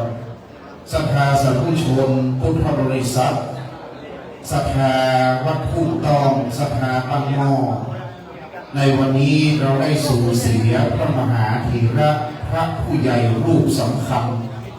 หลวงพ่อพระครูปิยธรรมทัตหลวงพ่อทองอินปิยธรรมโมนั้นเป็นพระมหาเถระมีอายุพรรษาย่าง84มีอายุถึง7 รอบปีนักษัตริย์เป็นผู้รับตัญญูพรรษา64ดังนั้นการนี้หลวงพ่อเป็นพระมหาเถระมีอายุย่าง84พรรษา64เป็นพระมหาเถระในบ้านเมืองสันกำแพงล้านนาเราแถมประการหนึ่งนั้นหลวงพ่อพระครูปิยธรรมทัตเป็นพระผู้ใหญ่ที่มีเมตตาดำรงตำแหน่งเป็นรองเจ้าคณะอำเภอสันกำแพงก่อนหน้านั้นเมื่อหลวงพ่อเจริญอายุวัฒนมงคล80จึงได้ปลดเกษียณจากตำแหน่งทางการปกครองคณะสงฆ์ได้เป็นที่ปรึกษาเจ้าคณะอำเภอสันกำแพงดังนั้นคณะสงฆ์จะปลดเกษียณอายุตำแหน่งทางการปกครองคณะสงฆ์ที่อายุ80ดังนั้นทุกเจ้าอาวาสไม่มีเกษียณแต่ถ้าเป็นตำแหน่งเจ้าคณะผู้ปกครองตั้งแต่เจ้าคณะตำบลขึ้นไปจะเกษียณอายุ80ดังนั้นเมื่อหลวงพ่อเจริญอายุวัฒนมงคลครบ80จึงได้มีการแต่งตั้งให้แก่หลวงพ่อพระครูปิยธรรมทัตขึ้นเป็นที่ปรึกษาเจ้าคณะอำเภอสันกำแพงรูปปัจจุบันดังนั้นเจริญอายุวัฒนมงคล83ย่าง84พรรษา64เป็นพระมหาเถระแห่งบ้านเมืองสันกำแพงเราหลวงพ่อพระครูปิยธรรมทัตนี้ท่านมีบุญนะครับประการที่1หลวงพ่อแข็งแรงมาโดยตลอดระยะเวลา83ปีสามารถเดินเหินได้สะดวกแทบจะไม่ใช้ไม้เท้าจะหันหลวงพ่อใช้ไม้เท้านี่ไปปลายอายุ83พยายามไม่ใช้82นี่ก็ยังเก่งอยู่มาใช้ไม้เท้าแท้ๆที่หันหลวงพ่อกำนี่ประมาณ83ไปปลายหลวงพ่อเป็นพระสงฆ์ที่มีความจำเป็นเลิศเมื่อไปเป็นประธานสงฆ์พ่อหลวงพ่อจะแก่แล้วเพิ่นเรียกว่าพระมหาเถระผู้รับตัญญู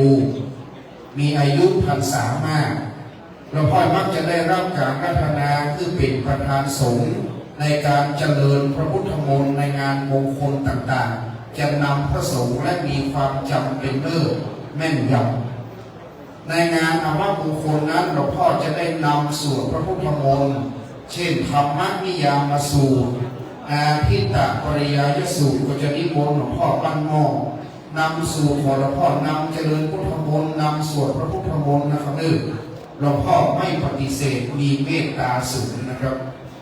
ดังนั้นหลวงพ่อบ้านหม้อวันที่หลวงพ่ออาพาธหนักจริงๆจำได้ว่าคือวันที่3ของเดือนสิงหาคมตอนเช้าหลวงพ่อยังไปเป็นประธานสงฆ์ที่ม่อนกูเวนอำเภอแม่ออนดังนั้นวันนั้นหลวงพ่อยังเดินทางไปได้สะดวกนั่งเป็นประธานสงฆ์เป็นพระมหาเถระนั่งโปรดยังได้ปิ๊กลูกม่อนกูเวนมาด้วยอาการอาภาษหลวงพ่อรักษาไม่นานก็ถึงแก่มรณภาพไป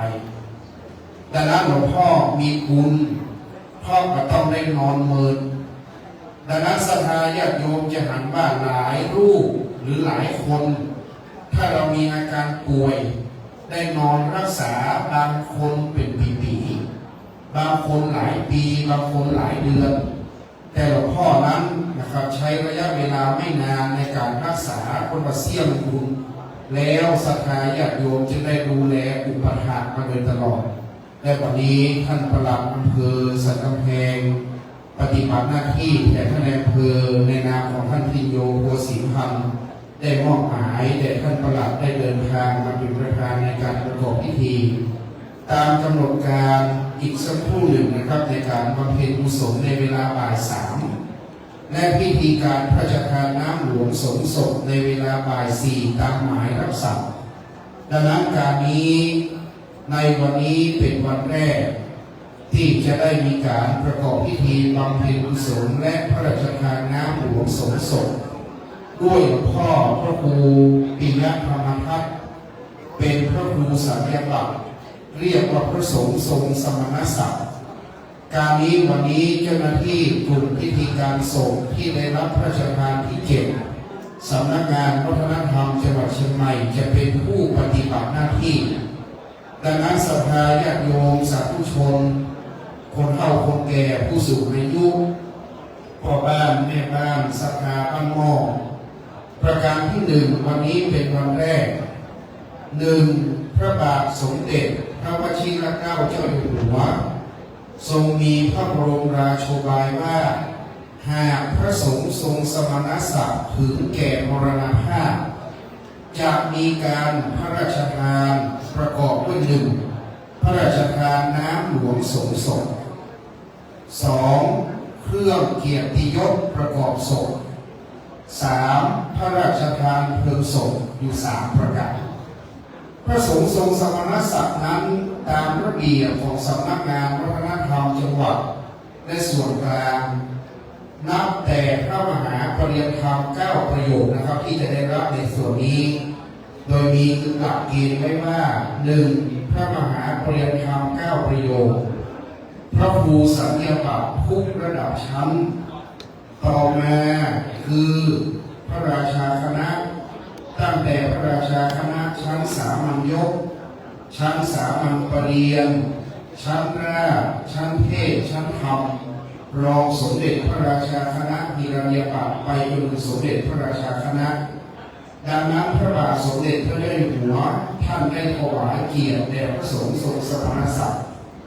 ตุลุงทองอินพระครูปิยธรรมทัตจะเห็นได้ว่าหลวงพ่อมีประกาศพระบรมราชโองการเป็นสัญญาบัตรอยู่ด้านหลัง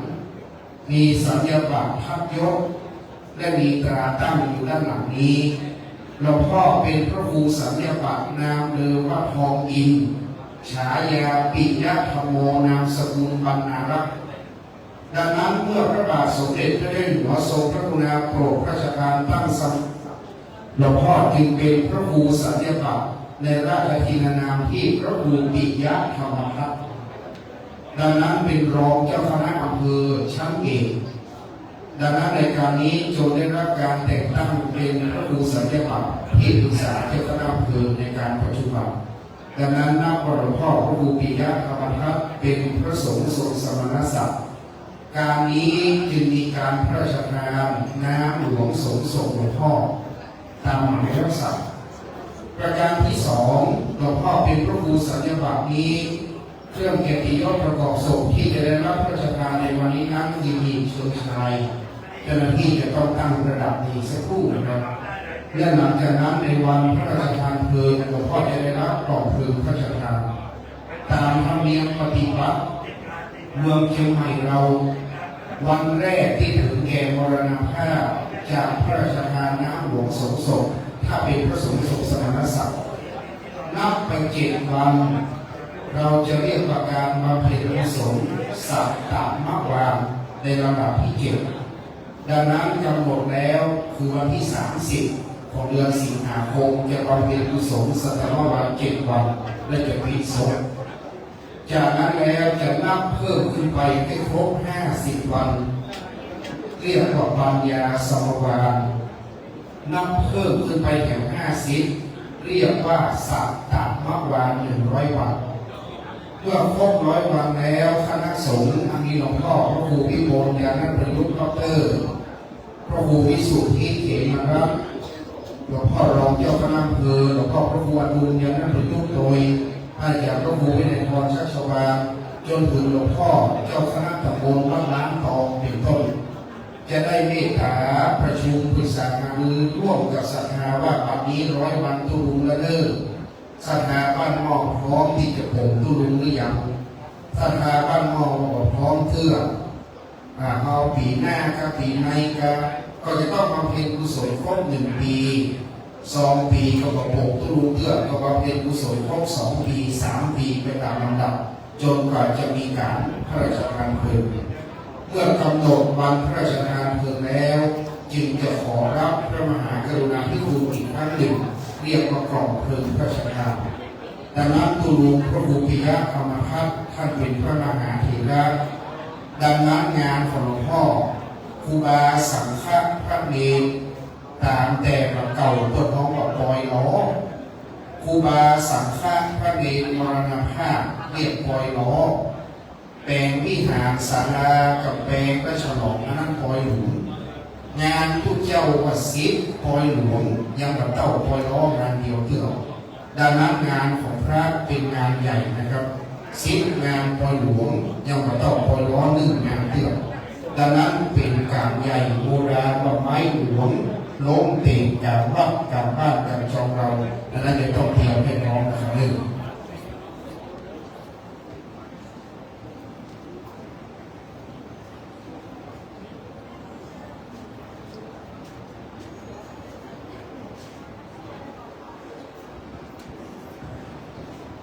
ขับตามกระบวนการในอีกสักครู่นะครับในเวลาบ่ายสามจะได้น้อมนำเข้าสู่พิธีการ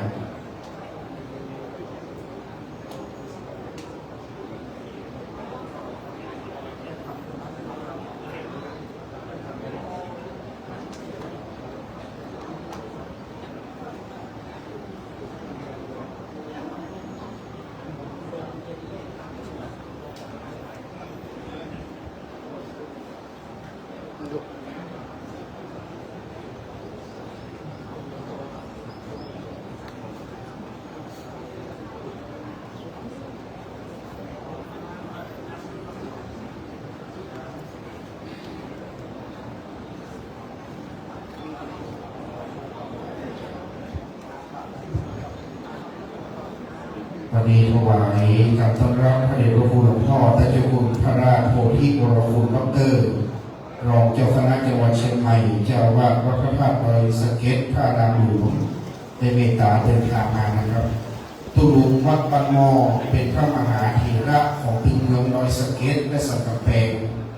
ดังนั้นบ้านหม้อร้านตองหนองแสกไปหาแม่โป่งมาเป็นบ้านเขตดังนั้นครูบาสังฆะก็จะไปมาหาสู่กับตึงเมืองดอยสะเก็ดและเมืองสันกำแพงบัดนี้พระเดชพระคุณท่านเจ้าคุณพระราชโพธิวรคุณดร.รองเจ้าคณะจังหวัดเชียงใหม่วัดพระธาตุดอยสะเก็ดพระรามหลวงเมตตาเดินทางมาถึงน้อมถวายการต้อนรับหลวงพ่อครับ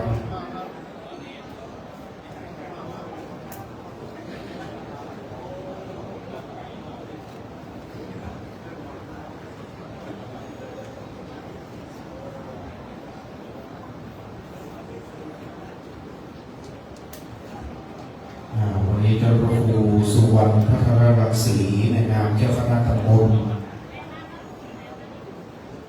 ในถวายกับต้อนรับพระมหาธีระในนามเจ้าคณะผู้ปกครองในตำบลนี้ท่านพระครูวินัยพรชัชวาลได้ช่วยเมตตาประชาสัมพันธ์ตั้งแต่ภาคเช้ามาจนถึงภาคบ่ายลำดับพิธีการวันนี้เป็นวันพระวันศีลหลายวัดในภาคใต้ก็อาจจะมีการฟังธรรมสู่กรรมฐานก็อาจจะเดินทางมาถึงจ้าสักหน่อยหนึ่งดังนั้นในเวลาประมาณบ่ายสามตรงจะน้อมนำเข้าสู่พิธีการในเวลาอีกประมาณ5 นาทีดังนั้นวันนี้ก็จะได้เตรียมพเนียมสงฆ์คณะสงฆ์ครูบาอาจารย์ไปเรื่อยๆบ่ายสามจะบำเพ็ญกุศลก่อนในเวลาบ่ายสี่จะเตรียมพร้อมโดยเฉพาะข้าราชการผู้แต่งกายชุดปกติขาวไว้ทุกและชุดข้าราชการสีกากีวันนี้เราจะปฏิบัติงานพระบาทสมเด็จพระเจ้าอยู่หัวถวายเกียรติแด่คณะสงฆ์ไทยเรียกว่าฝ่ายพุทธจักรฝ่ายอาณาจักรนั้นข้าราชการก็ได้รับพระราชทานเกียรติเช่นเดียวกันนะครับนับตั้งแต่ข้าราชการที่ได้รับพระราชทานเครื่องราชอิสริยาภรณ์ชั้นเบญจมาภรณ์มงกุฎไทยขึ้นไปขอรับพระราชทานได้เช่นกันที่เกษียณอายุราชการไปแล้วถือยังขอได้ตามปกติบิดามารดาของข้าราชการขอให้เป็นกรณีพิเศษได้นะครับแต่ต้องได้รับเครื่องราชตั้งแต่ติดตามพรชั้นเกือบขึ้นคณะสงฆ์ขอให้บิดามารดาได้เช่นกันนี่คือกฎระเบียบดังวันนี้ข้าราชการผู้ทรงเกียรติได้ปฏิบัติงานสนองงานในเรื่องพระยุคลบาทพระนิหลวงพ่อวัดหัวดิน หลวงพ่อวัดต้นพึ่งน้ำหลวงพ่อส่งน้ำนะครับจะประกาศยุติการส่งน้ำนะครับ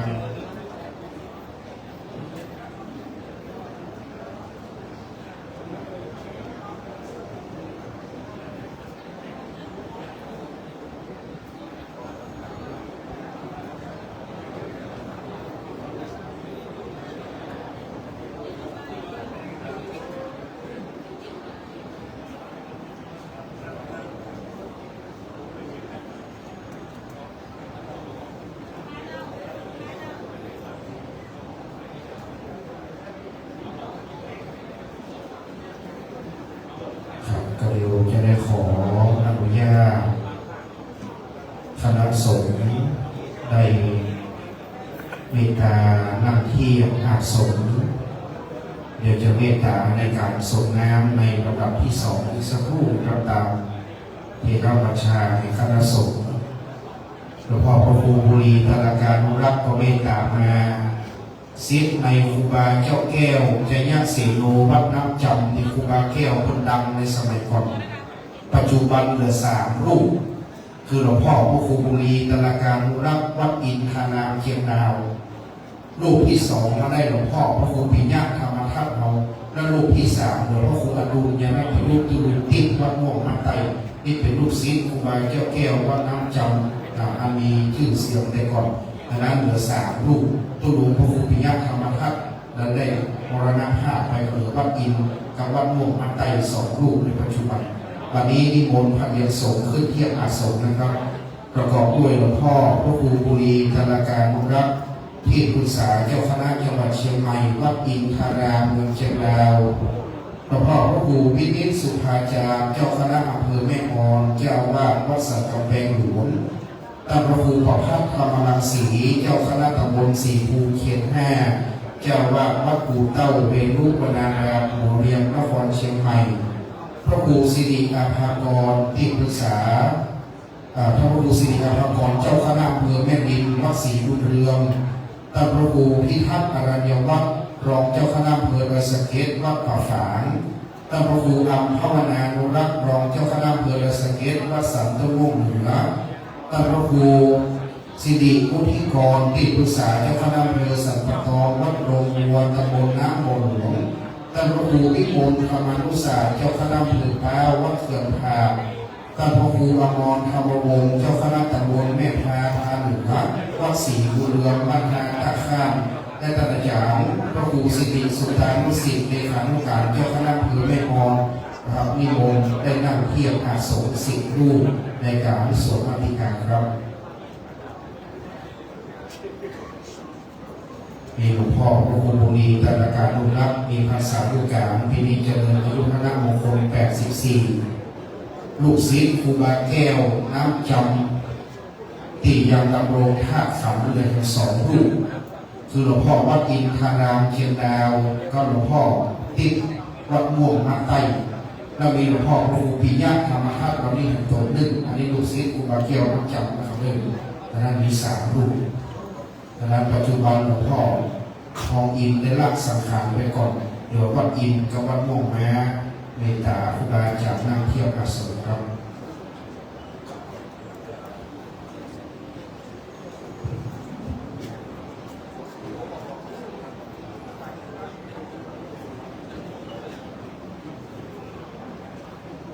พระมหาเถระ10 รูปรวมเจ้าคณะผู้ปกครองเชียงดาวเมืองป้าวแม่ฮอนแม่ริมดอยสะเก็ดสัมปทองได้เมตตานั่งเทียบอาสมในขณะนี้นะครับ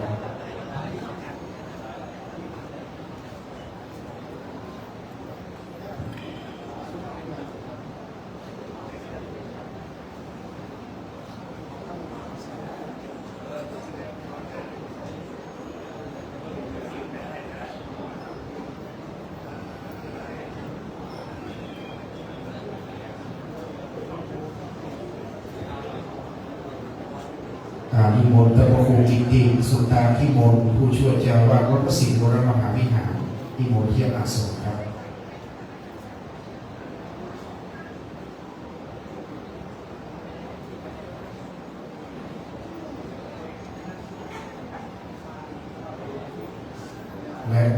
โอกาสก่อนที่พระบาทสมเด็จพระวชิรเกล้าเจ้าอยู่หัวรัชกาลที่10แห่งพระบรมราชจักรีวงศ์ผู้ทรงพระคุณอันประเสริฐได้ทรงพระกรุณาโปรดพระราชทานน้ำหลวงทรงส่งพระครูปิยะธรรมทัตทองอินปิยะธรรมโมอดีตที่ปรึกษาเจ้าคณะอำเภอสันกำแพงอดีตเจ้าวาดวัดพุ่งตองบ้านหม้อก่อนการที่เราจะได้ประกอบพิธีนั้นวันนี้ตามโบราณบ้านเมืองล้านนาอาริยะจะได้เป็นการบำเพ็ญกุศลส่วนทักษิณาผู้ประธานเป็นเริ่มต้นในโอกาสวันนี้อันดับแรกจะเป็นการจุดธูปเทียนเรื่องนมัสการบูชาพระรัตนตรัยด้านหน้าพระพุทธปฏิมากรเรานิมนต์พระเดชพระคุณหลวงพ่อพระเจ้าคุณพระเทพมังคลาจารย์เจ้าคณะจังหวัดเชียงใหม่เจ้าวาดวัดพระตอนพระนามหลวงได้โปรดเมตตาเป็นประธานจุดธูปเทียนเป็นเครื่องนมัสการบูชาพระรัตนตรัยณวันนี้ครับ สาธุชนน้อมประนมมือขึ้นนะครับสำรวมกายสำรวมวาจาสำรวมใจตั้งจิตเพื่อเป็นสมาธิวันนี้พระเดชพระคุณหลวงพ่อพระเทพมังคลาจารย์เจ้าคณะจังหวัดเชียงใหม่จุดธูปเทียนเป็นเครื่องนมัสการบูชาพระรัตนตรัยด้านหน้าพระพุทธปฏิมากรครับ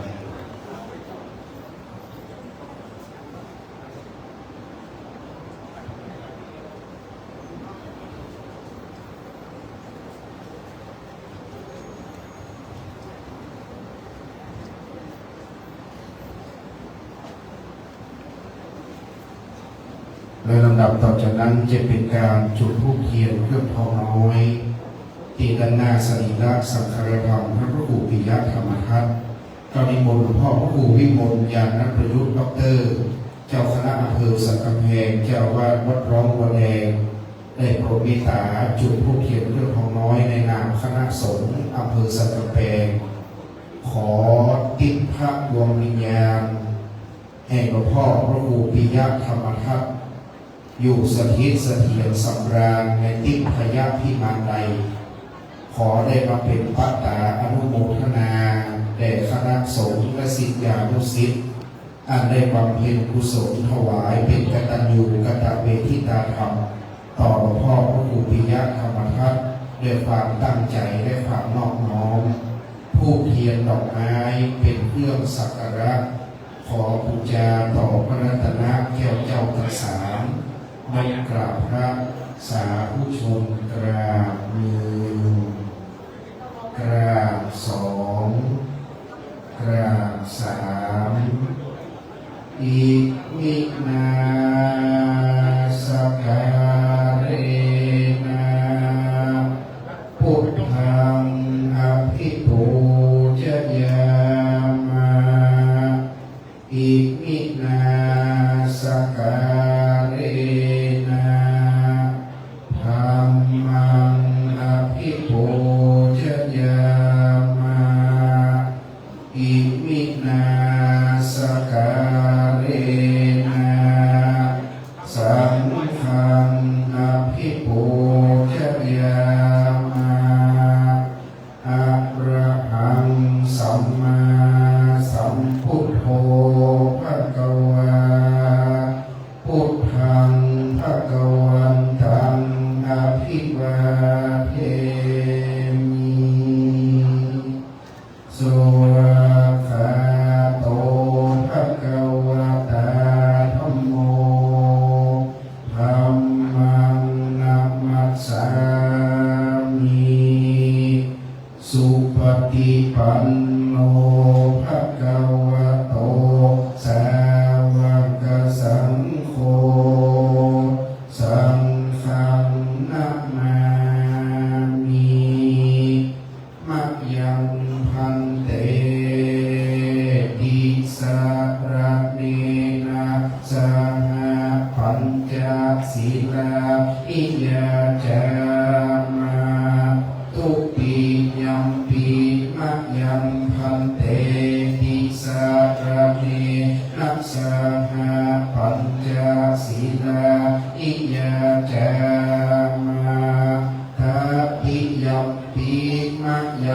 พันเตติสระเนนะสหะปัญจศีลานิยาจา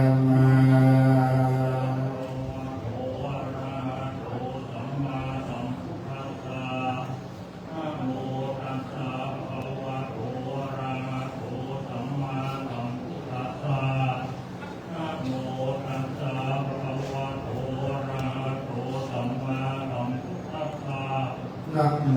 ตัสสะภะคะวะโตอะระหะโตสัมมาสัมพุทธัสสะนะโมตัสสะภะคะวะโตอะระหะโตสัมมาสัมพุทธัสสะนะโมตัสสะภะคะวะโตอะระหะโตสัมมาสัมพุทธัสสะ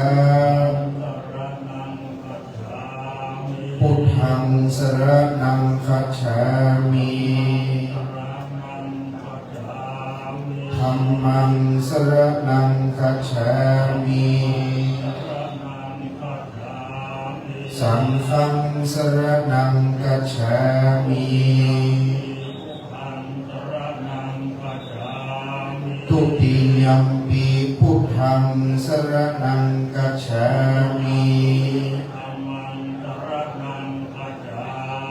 ทุติยัมปิธัมมังสรณังคัจฉามิ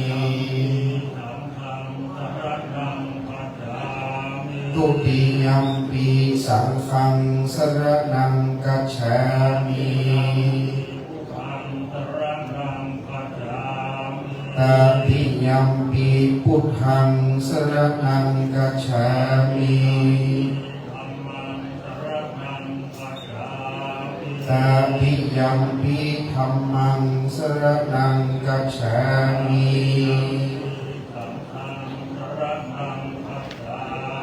ตติยัมปิสังฆังสรณังคัจฉามิ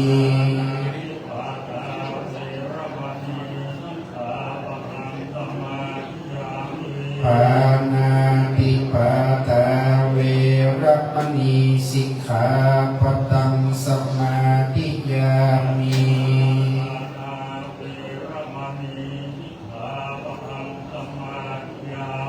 อาทินนาตานาเวระมณีสิกขาปะทังสมาธิยามิ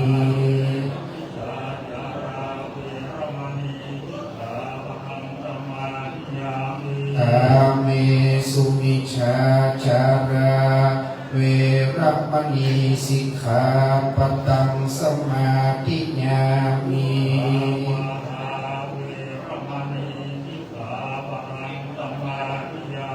มุสาวาตาเวระมณีสิกขาปะทังสมาธิยามิ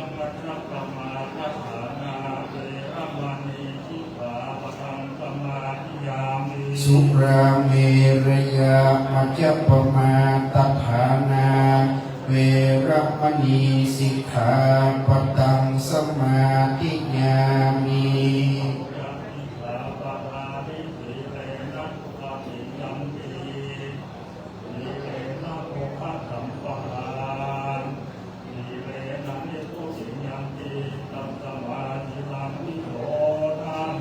สาธุ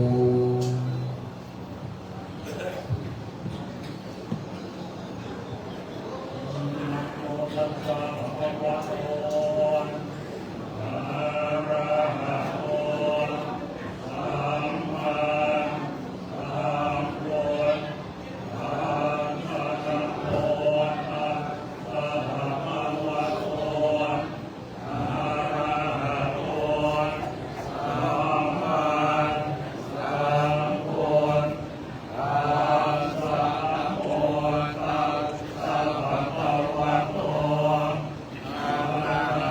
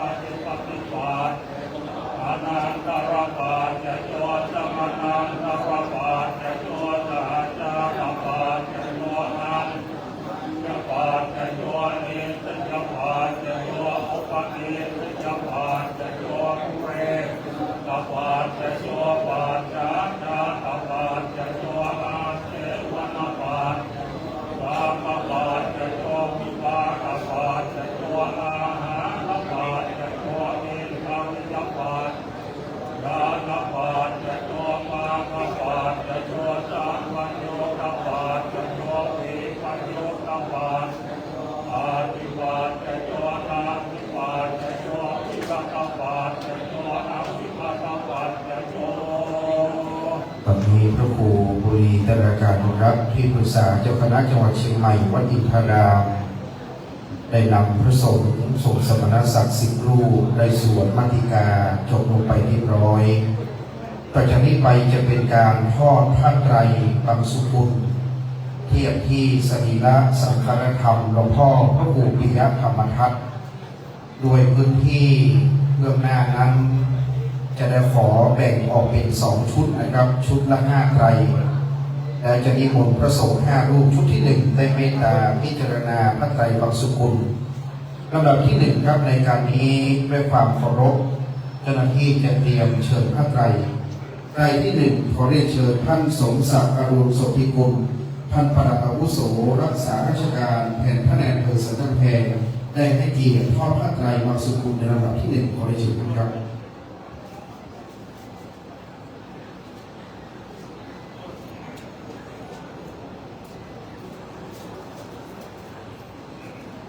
ลำดับที่ 2ขอเรียนเชิญท่านจักรพลตั้งสุทธิธรรมผู้ช่วยรัฐมนตรีประจำกระทรวงการท่องเที่ยวและการกีฬาวันนี้หรือที่เราเรียกกันท่านสสท็อปนะครับท่านราชการผู้ใหญ่ของสังกัดเพลงท่านหนึ่งจะได้น้อมนำทอดพระไตรบางสุกุลในลำดับที่ 2ครับสำหรับจากนั้นขอเรียนเชิญท่านกำนันชเวงพวกอินแสงท่านกำนันตำบลห้วยสายครับ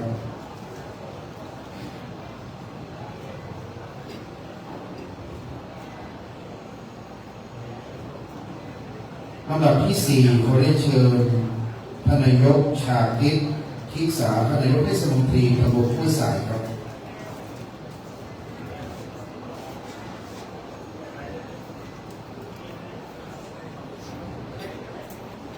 และในลำดับที่ 5เรียนเชิญท่านนักกีฬาห้องตรงท่านรองประธานสภาองค์การบริหารส่วนจังหวัดเชียงใหม่ให้เกียรติทอดพระไตรบางสุกุลในลำดับที่ 5ครับที่เราเรียกท่านสจ.ปูนะครับท่านนักกีฬาห้องตรงท่านรองประธานสภาอบจ.เชียงใหม่ให้เกียรติสวัสดีครับการพัฒนาพระมหาธีระ5 รูปมีหลวงพ่อวัดอินทรามวัดเขื่อนขาวัดสันกำแพงหลวงวัดศรีบุญเรืองแม่ดินและวัดป่าฝางดอยสะเก็ดครับ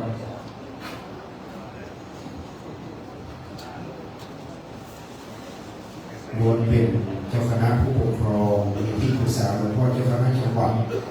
เจ้าคณะอำเภอพร้าวแม่อ่อนแม่ดินและรองเจ้าคณะอำเภอดอยสะเก็ดเป็นต้นครับในการที่5 รูป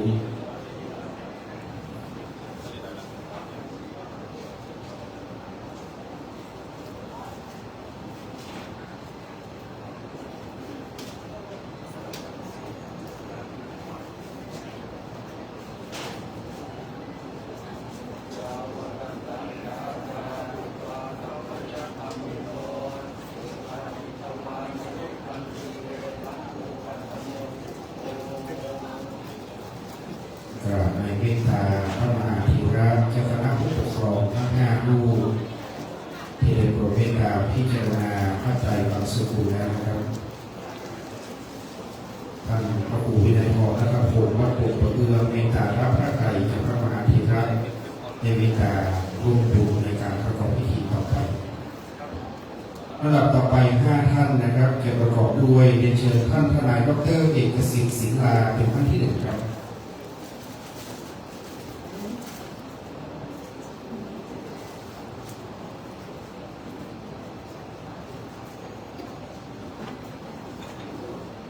ราชการผู้ใหญ่ในตำบลห้วยทรายในอำเภอสันกำแพงบอกไปถึงเขตอำเภอดอยสะเก็ดอำเภอแม่ฮ่องล้วนมีความนับถือในหลวงพ่อพระครูปิยธรรมทัศน์1ท่านมีเมตตาสูงนะครับจะเห็นรอยยิ้มหลวงพ่อมาเป็นอันดับ 1ท่านนำเจริญพระพุทธมนต์ชัดเจนผูกอักขระพยัญชนะเป็นพระมหาเถระที่เข้าถึงได้ง่ายน้อมกราบหลวงพ่อเสมอมาหลวงพ่อจึงเมตตาต่อศิษยานุศิษย์มาตลอดนะครับลำดับที่ 2ได้เชิญท่านรองจรัสพลอยแก้วผลท่านรองนายกเทศมนตรีตำบลห้วยทรายครับหลวงพ่อเป็นพระดีศรีศาสนาหลวงพ่อเป็นพระสงฆ์ผู้เมตตาเป็นตู้เจ้าตู้ลุงของล้านนาเชียงใหม่ของเราไปที่ไหนมีคนเคารพนับถือพ พ่อหลวงพ่อนั้นท่านเมตตาสูงจริงๆครับเรียกกันตุลุคำครูบาคำหลวงพ่อทองอินก็ได้ครับครูบาอาจารย์ของเราระดับที่3เรียนเชิญคุณสมภาเกิดท่านประธานสภาเทศบาลตำบลห้วยสายครับวันนี้ท่านนายกได้ให้เกียรติท่านรองนายกเลขาที่ปรึกษาประธานสภาสมาชิกสภาครบถ้วนนะครับสันกำแพงเรามีสามัคคีดูท่านท็อปดูท่านปูท่านเก๋มาหมดนะครับทุกงานจริงๆ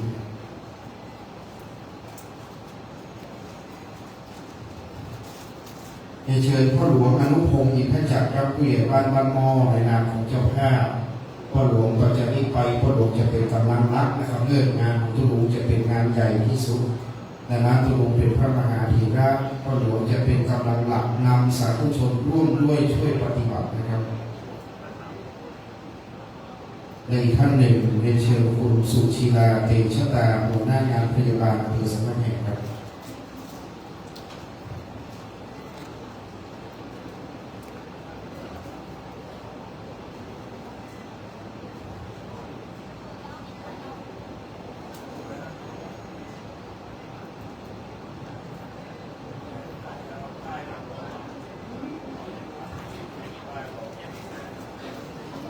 จากนี้นิมนต์พระสงฆ์นับแต่หลวงพ่อพระครูอัครนานุรักษ์รองเจ้าคณะอำเภอสะเก็ดไปจนถึงพระครูสิริสุตตานุสิทธิ์นะครับข้างหน้ารูปวัดโรงบัววัดพระสิงห์วัดศรีบุญหลวงแม่อ่อนครับ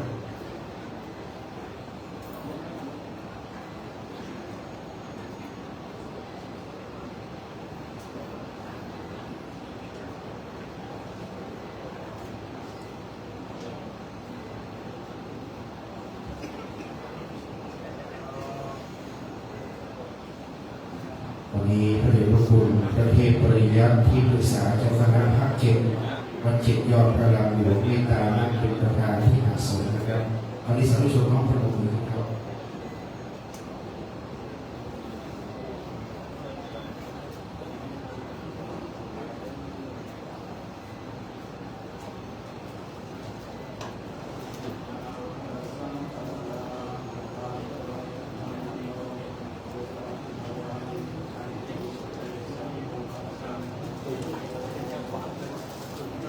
ในเมตตาพระมหาธีระทั้ง5รูปในรายการนี้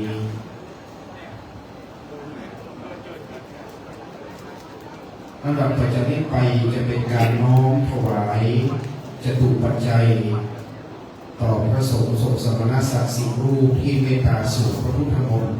จะได้เรียนเชิญตามลำดับครับท่านที่1ขอเรียนเชิญท่านสจ.สรุชาจงรักมุทิคุณท่านสมาชิกสภาองค์การบริหารส่วนจังหวัดเชียงใหม่หรือท่านสจ.เขถวายเป็นรูปที่1ครับลำดับที่2ในเชิญท่านรองวิทยาสุอินท่านรองนายกเทศมนตรีตำบลห้วยสายครับจากนั้นเรียนเชิญคุณอัจฉริยาปัญญาคงรัตนมหาอุบาสิกาของจังหวัดเชียงใหม่ได้ให้เกียรติเดินทางมาร่วมสิทธิ์ในพระเดชพระคุณหลวงปู่พระพรหมมงคลเชิญท่านกำนันถนอมจันฟองอดีตท่านกำนันตำบลห้วยทรายอันเป็นที่เคารพนับถือยิ่งครับพ่อหลวงธนพัฒน์มหาวงศ์พ่อหลวงบ้านแม่กาดหมู่1ครับ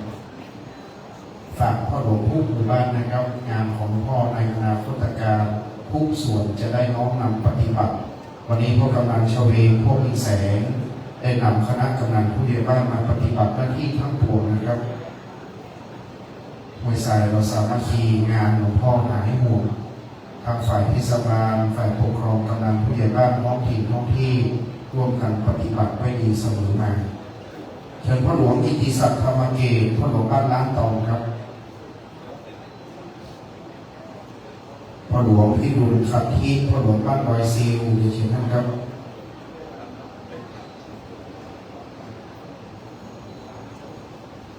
แต่นั้นขอเรียนเชิญคุณสมานหมั่นแก้วท่านเลขานุการนายกเทศมนตรีตำบลห้วยทรายท่านสมานหมื่นแก้วนะครับ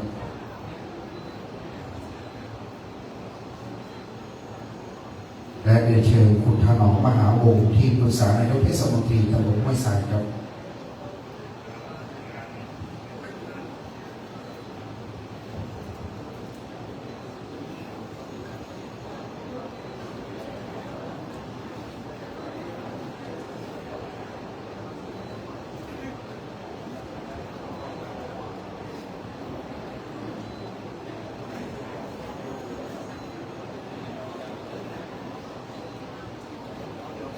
ในขณะนี้คณะสงฆ์ก็เดินทางมาถึงเรื่อยๆคนนิมนต์นะครับท่านพระครูโกศลธรรมวิจัยเจ้าคณะอำเภอสันทรายวัดต้นแต้นนิมนต์กันเลยนะครับเมื่อประเคนครบแล้วเชิญท่านข้าราชการอาจจะได้เตรียมพร้อมครั้งที่หนึ่งนะครับ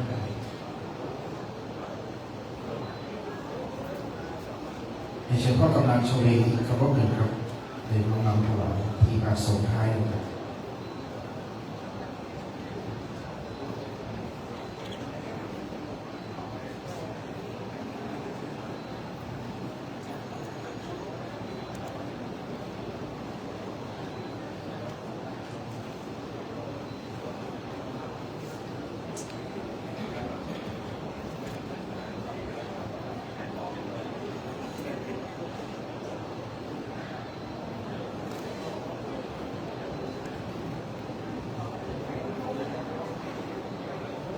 ประสงค์พนันชนิตาอนุโมทนา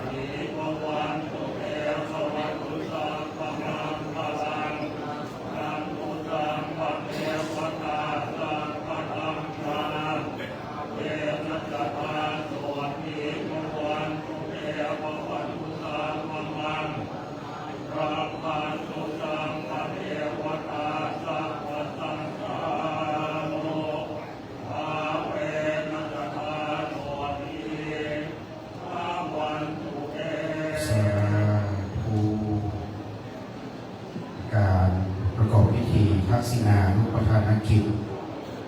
อุทิศถวายไปกราบนาผมดวงวิญญาณพระครูปิยะธรรมทัศน์ในเบื้องต้นเป็นที่เรียบร้อยนะครับก่อนที่จะปฏิบัติงานตามหมายรับสั่งนั้น ในเวลา 16 นาฬิกาตรงอีกสักครู่การแบบนี้ก็จะได้ขอประกาศอนุญาตโอกาสจากพระมหาเถระได้เมตตาเข้าส่งน้ำสรีระสังฆธรรมหลวงพ่อพระครูปิยะธรรมทัตการนี้ขอการรัตนาพระเดชพระคุณพระเทพปริยัติที่ปรึกษาเจ้าคณะภาค 7เจ้าวาดวัด7 ยอดพระนามหลวงอันมีพรรษาด้วยการสูงสุดกว่าคณะสงฆ์ทั้งปวงอีกรูปหนึ่งได้เมตตาในนิมนต์พระมหาเถระที่ยังไม่ได้ส่งน้ำนะครับอันมีพระเดชพระคุณท่านเจ้าคุณพระเทพปริยัติท่านพระเดชพระคุณท่านเจ้าคุณพระวิมลมุนีรองเจ้าคณะจังหวัดเชียงใหม่วัดศรีโสดาพระนามหลวงท่านพระครูจิตตพัฒนาพรรองเจ้าคณะจังหวัดเชียงใหม่ลำพูนแม่ฮ่องสอนธรรมยุทธวัดโรงธรรมสามัคคีพระครูโกศลธรรมวิจัยเจ้าคณะอำเภอสันทรายพระครูพิพัฒน์ศรีนสังวรรองเจ้าคณะอำเภอสันทรายวัดสันไซมูลพระครูพิทิศศาสนาพรผู้ช่วยศาสตราจารย์ดร.รองเจ้าคณะอำเภอเมืองเชียงใหม่วัดพระสิงห์วรมหาวิหารพระครูอดุลยานประยุทธ์รองเจ้าคณะอำเภอสันกำแพงวัดโนนอาใต้เป็นต้น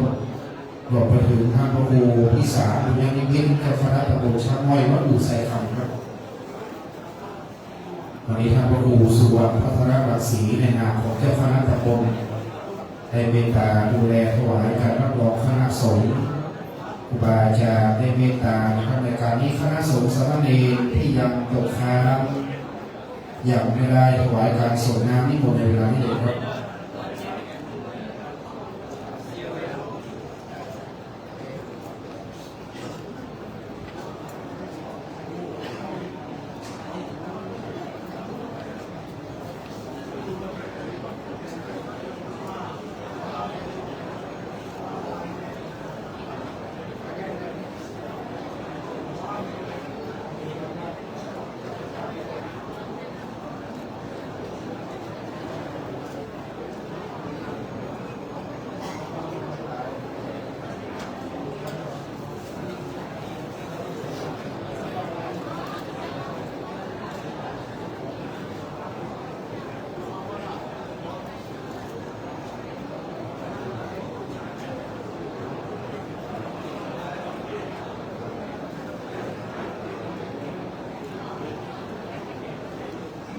ขอถวายการต้อนรับพระเดชพระคุณท่านเจ้าคุณพระสุวรรณเมธีดร.รองเจ้าคณะจังหวัดเชียงใหม่เจ้าวาดวัดพระธาตุสีจอมทองวรวิหารได้เมตตาเดินทางมานิมนต์หลวงพ่อพระเจ้าคุณพระสุวรรณเมธีนะครับทุลุงพระครูปิยะธรรมทัตเป็นที่รักของคณะสงฆ์ทุกรูปอีกประการหนึ่งได้ดำรงตำแหน่งเป็นรองเจ้าคณะอำเภอสันกำแพงเป็นระยะเวลายาวนานดังนั้นหนึ่งคณะสงฆ์ภาค 7คณะสงฆ์ในภาค 7ลำพูนเชียงใหม่แม่ฮ่องสอนหลวงพ่อจะได้ร่วมปฏิบัติงานสนองงานมาโดยตลอด2คณะสงฆ์ในจังหวัดเชียงใหม่มีอยู่ทั้งหมด25อำเภอดังนั้นหลวงพ่อเป็นรองเจ้าคณะอำเภอสันกำแพงเป็น1 ใน 25ดังนั้นเจ้าคณะอำเภอทั้ง25อำเภอและรองเจ้าคณะอำเภอจะมาครบถ้วนหมดนะครับและกองงานเลขาด้วยครับ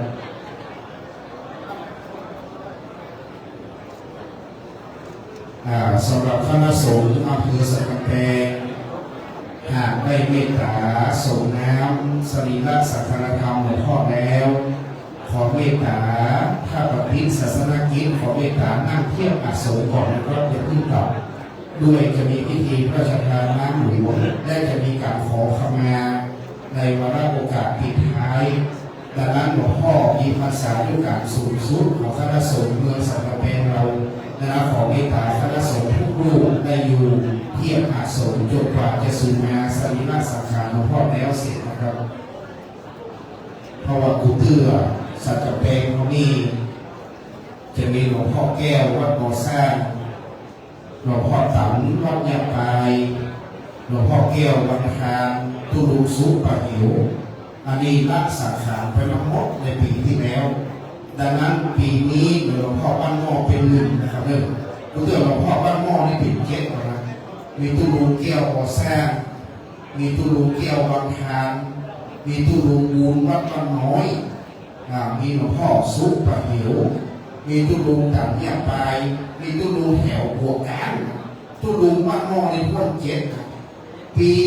65 66 67เสี่ยงเป็น6 ถมตุลุงบ้านนอกจากอันดับ7เลื่อนขึ้นมาเป็นอันดับ1วันนี้มันละสาขาละหรือเราไป80 ปลายแล้วก็บ้านนอกดังนั้นสุขภาพหลวงพ่อแข็งแรงมาโดยตลอดนะครับแม้แต่ว่าวันที่อาพาธหลวงพ่อยังเป็นพระมหาธีระเป็นนำเจริญพระบรมร่วมกับคณะสงฆ์ที่อ้อมภูเวศไม่ออกดังนั้นปัจจุบันนี้จะมีตู้ที่มีอายุพรรษาสูงก็คือ78ดังนั้นหลวงพ่อวัดม่วงมาไต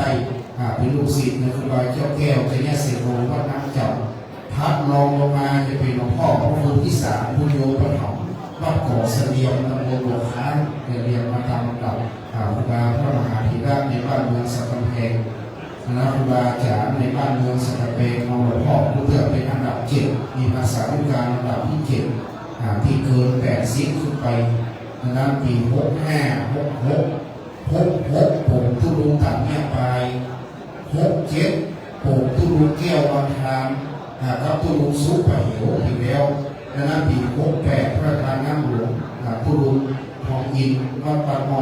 นี่คือพระมหาธีระในบ้านเมืองที่อายุ80ขึ้นครับรวมเป็นพระมหาธีระผู้ใหญ่ในเมืองสักกำแพงเรา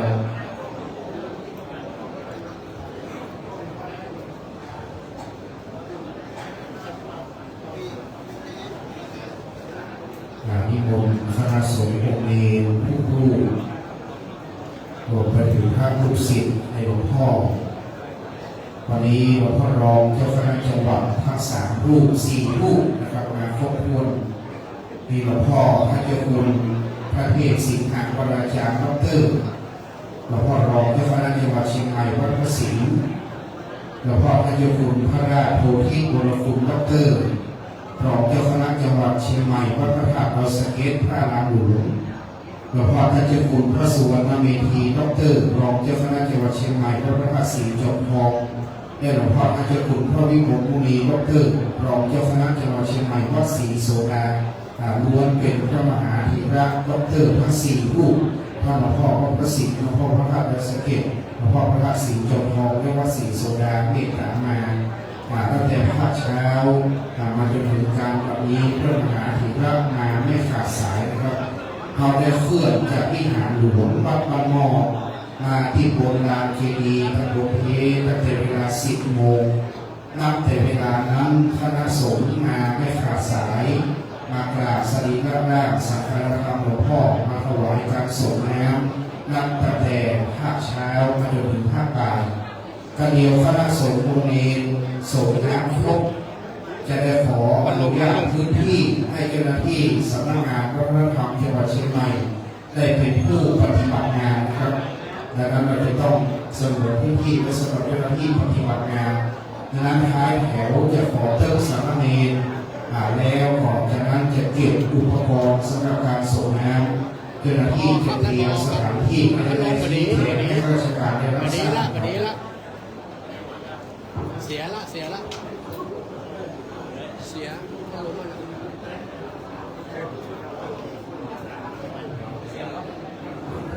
ก็เสียละย้ำของว่าเสีย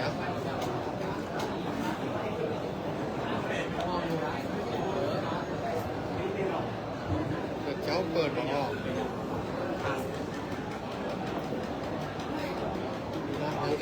ดี๋ยวขออนุญาตน้องรับในเมตตาธรรมเมื่อส่งน้ำเรียบร้อยเราจะกราบขอขมาสรีระสังฆารธรรมหลวงพ่อ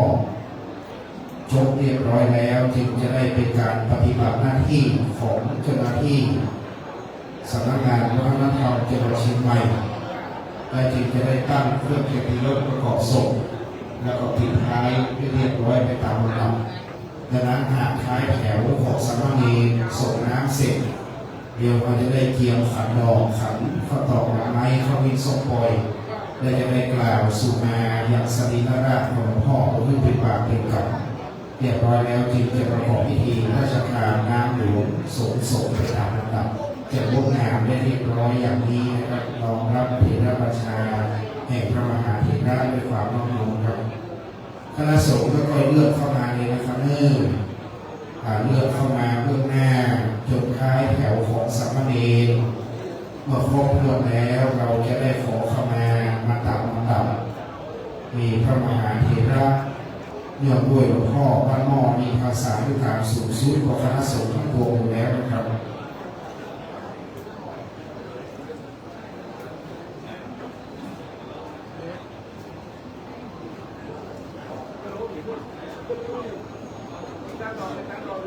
ผมมิดอีกเนี่ย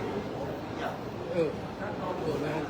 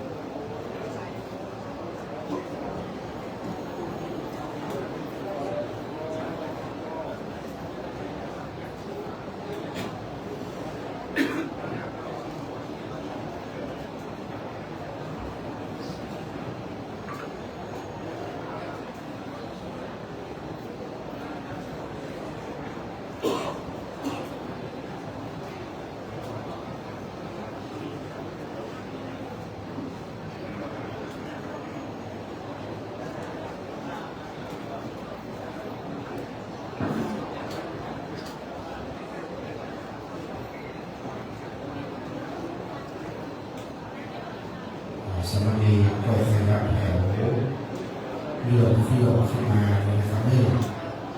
เขื่อนเสี้ยนมาในท้ายแถวพิทายคณะสงฆ์จะได้กลับขันดอกมีหลวงพ่อวัดพระธาตุสีจอมทองมีหลวงพ่อวัดพระธาตุดอยสะเก็ดและก็จะได้ขอรับเมตตาจากหลวงพ่อพระเทพสิงหาวราชาวัดเติมวัดประสิทธิ์วรมหาวิหารเมตตาได้นำกล่าวขอเข้ามาสรีระสังขารธรรมพร้อมด้วยคณะสงฆ์ทั้งปวงโดยวันนี้หลวงพ่อพระครูปิยะธรรมทัพเป็นพระมหาเถระผู้รักตัญญูคณะสงฆ์ที่อยู่ในที่นี้ล้วนมีภาษาด้วยการต่ำกว่าหลวงพ่อทั้งนั้นดังนั้นวันนี้จึงจะแสดงออกซึ่งคารวะธรรมได้น้อมนำขันข้าวตอกดอกไม้น้ำข้าวมิ้นส้มปล่อยได้สุมาต่อสรีระสังขารหลวงพ่อพระครูปิยะธรรมทัพอันมีหลวงพ่อวัดพระสิงห์เป็นต้นและคณะสงฆ์ทั้งปวงที่จะได้กล่าวคำขอเข้ามาตามอนิยประเพณีล้านนาบันเทาลอยสะเก็ดสันกำแพงแม่มอนที่ได้ยึดถือเป็นจารีตที่การกองเมืองเรามาอย่างนี้ดังนั้นนับว่าการสูญเสียครั้งนี้เป็นการสูญเสียพระมหาเถระตนเป็นที่ไหวงดงามด้วยศีลาจริยวัตรหลวงพ่อมีสัมมาปฏิบัติเป็นต้นแบบแห่งคณะสงฆ์หลวงพ่อจึงเป็นคณะสงฆ์ที่เป็นแบบอย่างที่ได้ตั้งตนเป็นแบบอย่างในคุณธรรมศีลธรรมจริยาศิษยานุศิษย์ได้เจริญรอยตามมาโดยตลอดวันนี้หลวงพ่อพระครูโอภาสปัญญาคมรองเจ้าคณะอำเภอเสมอวัดดับไทยในเมตตานิมนต์พระรองเจ้าคณะอำเภอเสมอนะครับ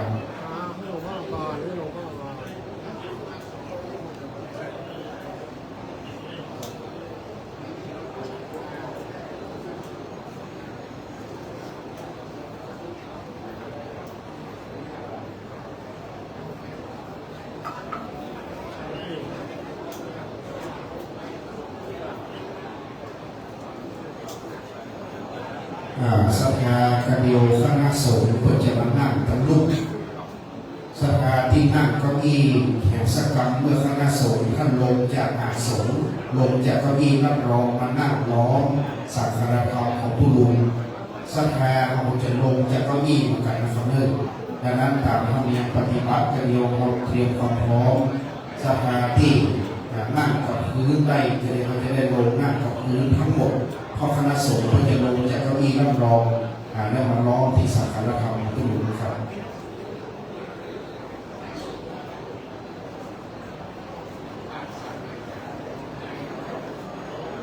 อ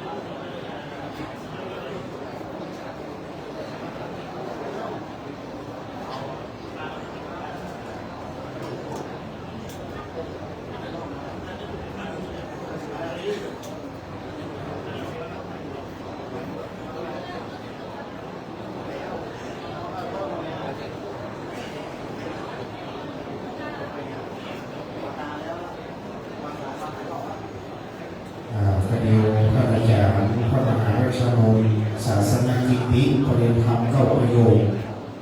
หากว่าหลวงพ่อวัดพระสิงห์ได้กล่าวสู่งานเรียบร้อย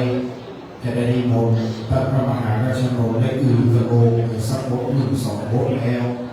จะได้รูดลำตาน้อยไปตามลำดับก็ขอนำเรียนถวายท่านอาจารย์พระมหาราชโนศาสนกิติพระเรียนคำเข้าประโยชน์วัดหลวงจอมทองเป็นนะครับเรียนนิมนต์ท่านแม่นะครับ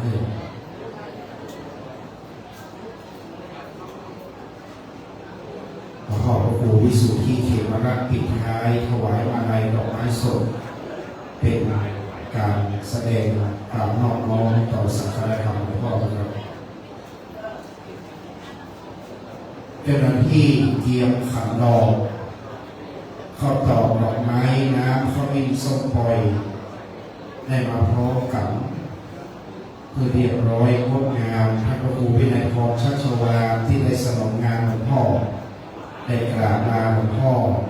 พระครูวินัยพรนัทพงศ์วัดโพธิ์ประเอื้อมได้กราบลาหลวงพ่อพระธิการพระดิษฐ์ชินาวโสวัดยังไงท่านอาจารย์พระจอมทรัพย์ให้ลูกนึกจะได้สืบวัดแต่มาด้วยกันไปแน่ครับศาสนาพระเจ้าช่วยกัน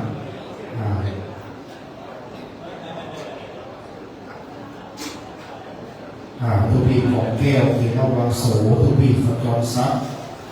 ทุกดูพระครูสุวรรณพัฒนานาศรีลูกนึกในขันดอกของพ่อคือได้เป็นผู้กับโยมพ่อพระครูวิโมกข์เป็นลูกด็อกเตอร์จะได้กลับขันดอกเป็นพ่อพระพุทธศิลป์พ่อพระธาตุและท่านมหาราชดำเนินนำกล่าวสู่งานนะครับนี่บัดนี้นิมนต์คณะสงฆ์อันมีหลวงพ่อพระเทพสิงหวราจารย์หลวงพ่อพระราชโพธิวรคุณหลวงพ่อพระเจ้าคุณพระสุวรรณเวทีด็อกเตอร์หลวงพ่อพระครูวิมลยานประยุทธ์ด็อกเตอร์คณะสงฆ์เมตตาคณะสงฆ์อันเป็นรองเจ้าคณะอำเภอเจ้าคณะตำบลในเขตปกครองคณะสงฆ์เมืองสัตกำแพงขอนิมนต์เบื้องหน้าได้คณะสงฆ์ตำบลห้วยทรายเขาเดิมท่านมหาราชนนิมนต์ให้ครับนะครับไปในโอกาสกล่าวต่อจากหลวงพ่อพระศิลป์หลวงพ่อพระครูจิตตาพระพราพรรองเจ้าคณะจังหวัดวัดโรงคำสถานงดลงจากเก้าอี้นั่งรุ่มเนื้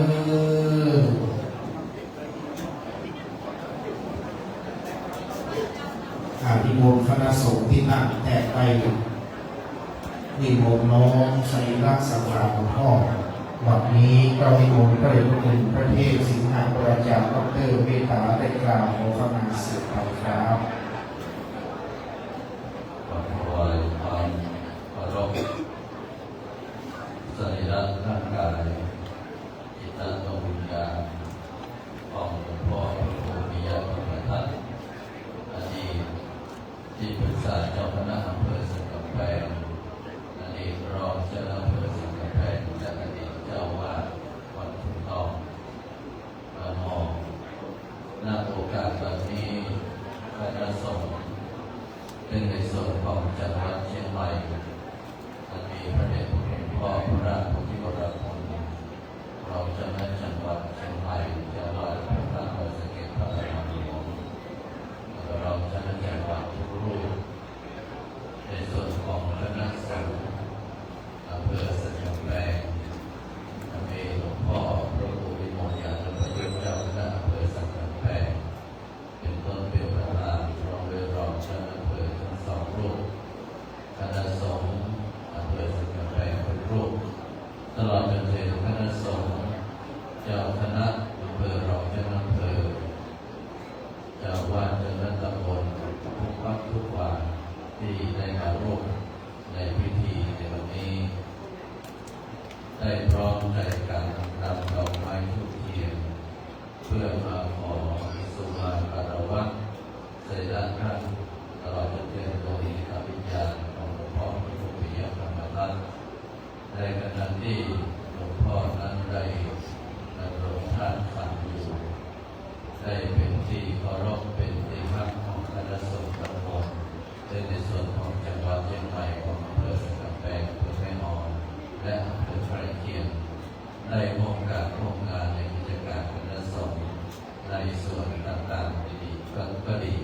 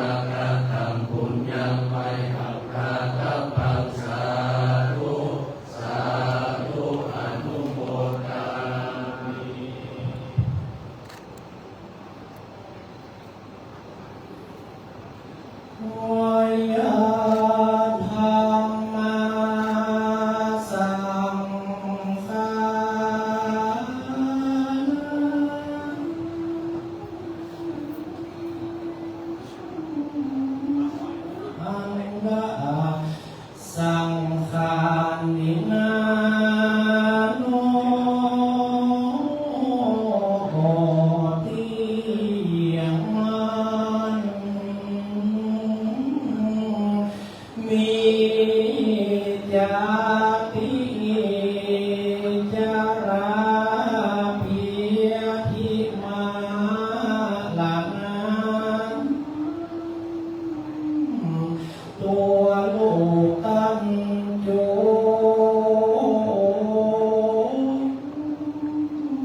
โอ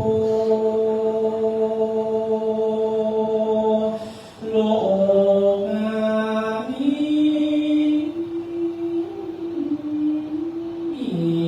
เป็นเมืองปะโต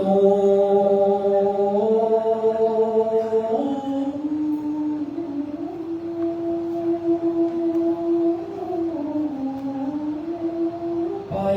สู่ปาลาโลกนอกไปนะเป็นหนทางสร้างสมปานบุญไปไปถึงสุขไปหน้าหนอมือบนมาเวตานาไลเธ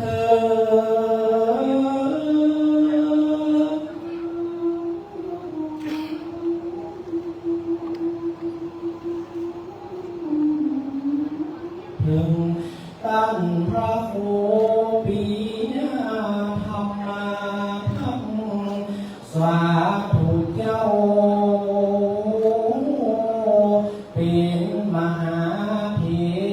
ระแห่งคณะสงฆ์นี้นั้น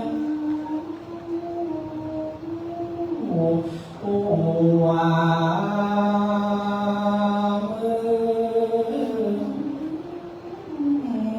ในยาขอสุมาเลยังสาลีละสังขารของกันเจ้ากรรมได้ล่วงล้ำกรรมเกิดโดยกายนาวจีมโนสัมจิจากิตา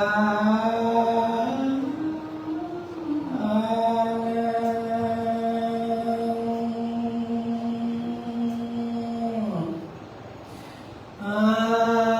หังวันตามิปิญาธรรมมหาสาลีลังสัพพังโตสังฆมามิพันเตกาเนสาลีลังลาเนจิตาดวงวิญญาณของตั้งพระโคปิยธรรมาทัพพองอินปิยธรรมโมอดีเจ้าวาดพุงตอมอำเภอสังกำเปบางนี้หมายมีขันธ์โสเลขาสถาตั้งไปในแหลกไปโนไปในไม้มีตั้งพระเดชพระคุณหลวงพ่อท่านเจ้าคนประเทศสิงหาวรจารย์หลวงพ่อท่านเจ้าคนพระราโหติวรคุณหลวงพ่อท่านเจ้าคนพระสวรเมธีแล้วพร้อมกับตั้งเจ้าคณะอำเภอสังกำเป เป็นเจ้าคณะอำเภอแม่อ่อนรองเจ้าคณะอำเภอเจ้าคณะตำบลร่วมด้วยมีผู้ทรงอยู่ตนหนุ่มน้อยบ่เท่าแต่นั้นนั้นที่ไม่มีข้าราชการอุปาสกอุปาสิกาทั้งหลายถ้ามามีงานสงกรานต์โน่นหัวพานเข้าตอกดอกไม้มาส่งมาขอขมาลาโตอันเป็นผัวเป็นนิวรณธรรมมันจะมาห้ามกำบังเสียยังมักกาหนตาขึ้นสู่จำในเวลาปางน้องอะไรประมาทหลวงพ่อโดยตั้งพระโคปิยธรรมาทักโดยกายก็ดีด้วยการกระทำอันอ่อนดีอ่อนยอกด้วยเจตนาประกอบด้วยกุศลแล้วน้อมกับด้วยวัจีมโนด้วยการกระทำวาจาออกปากก็ดี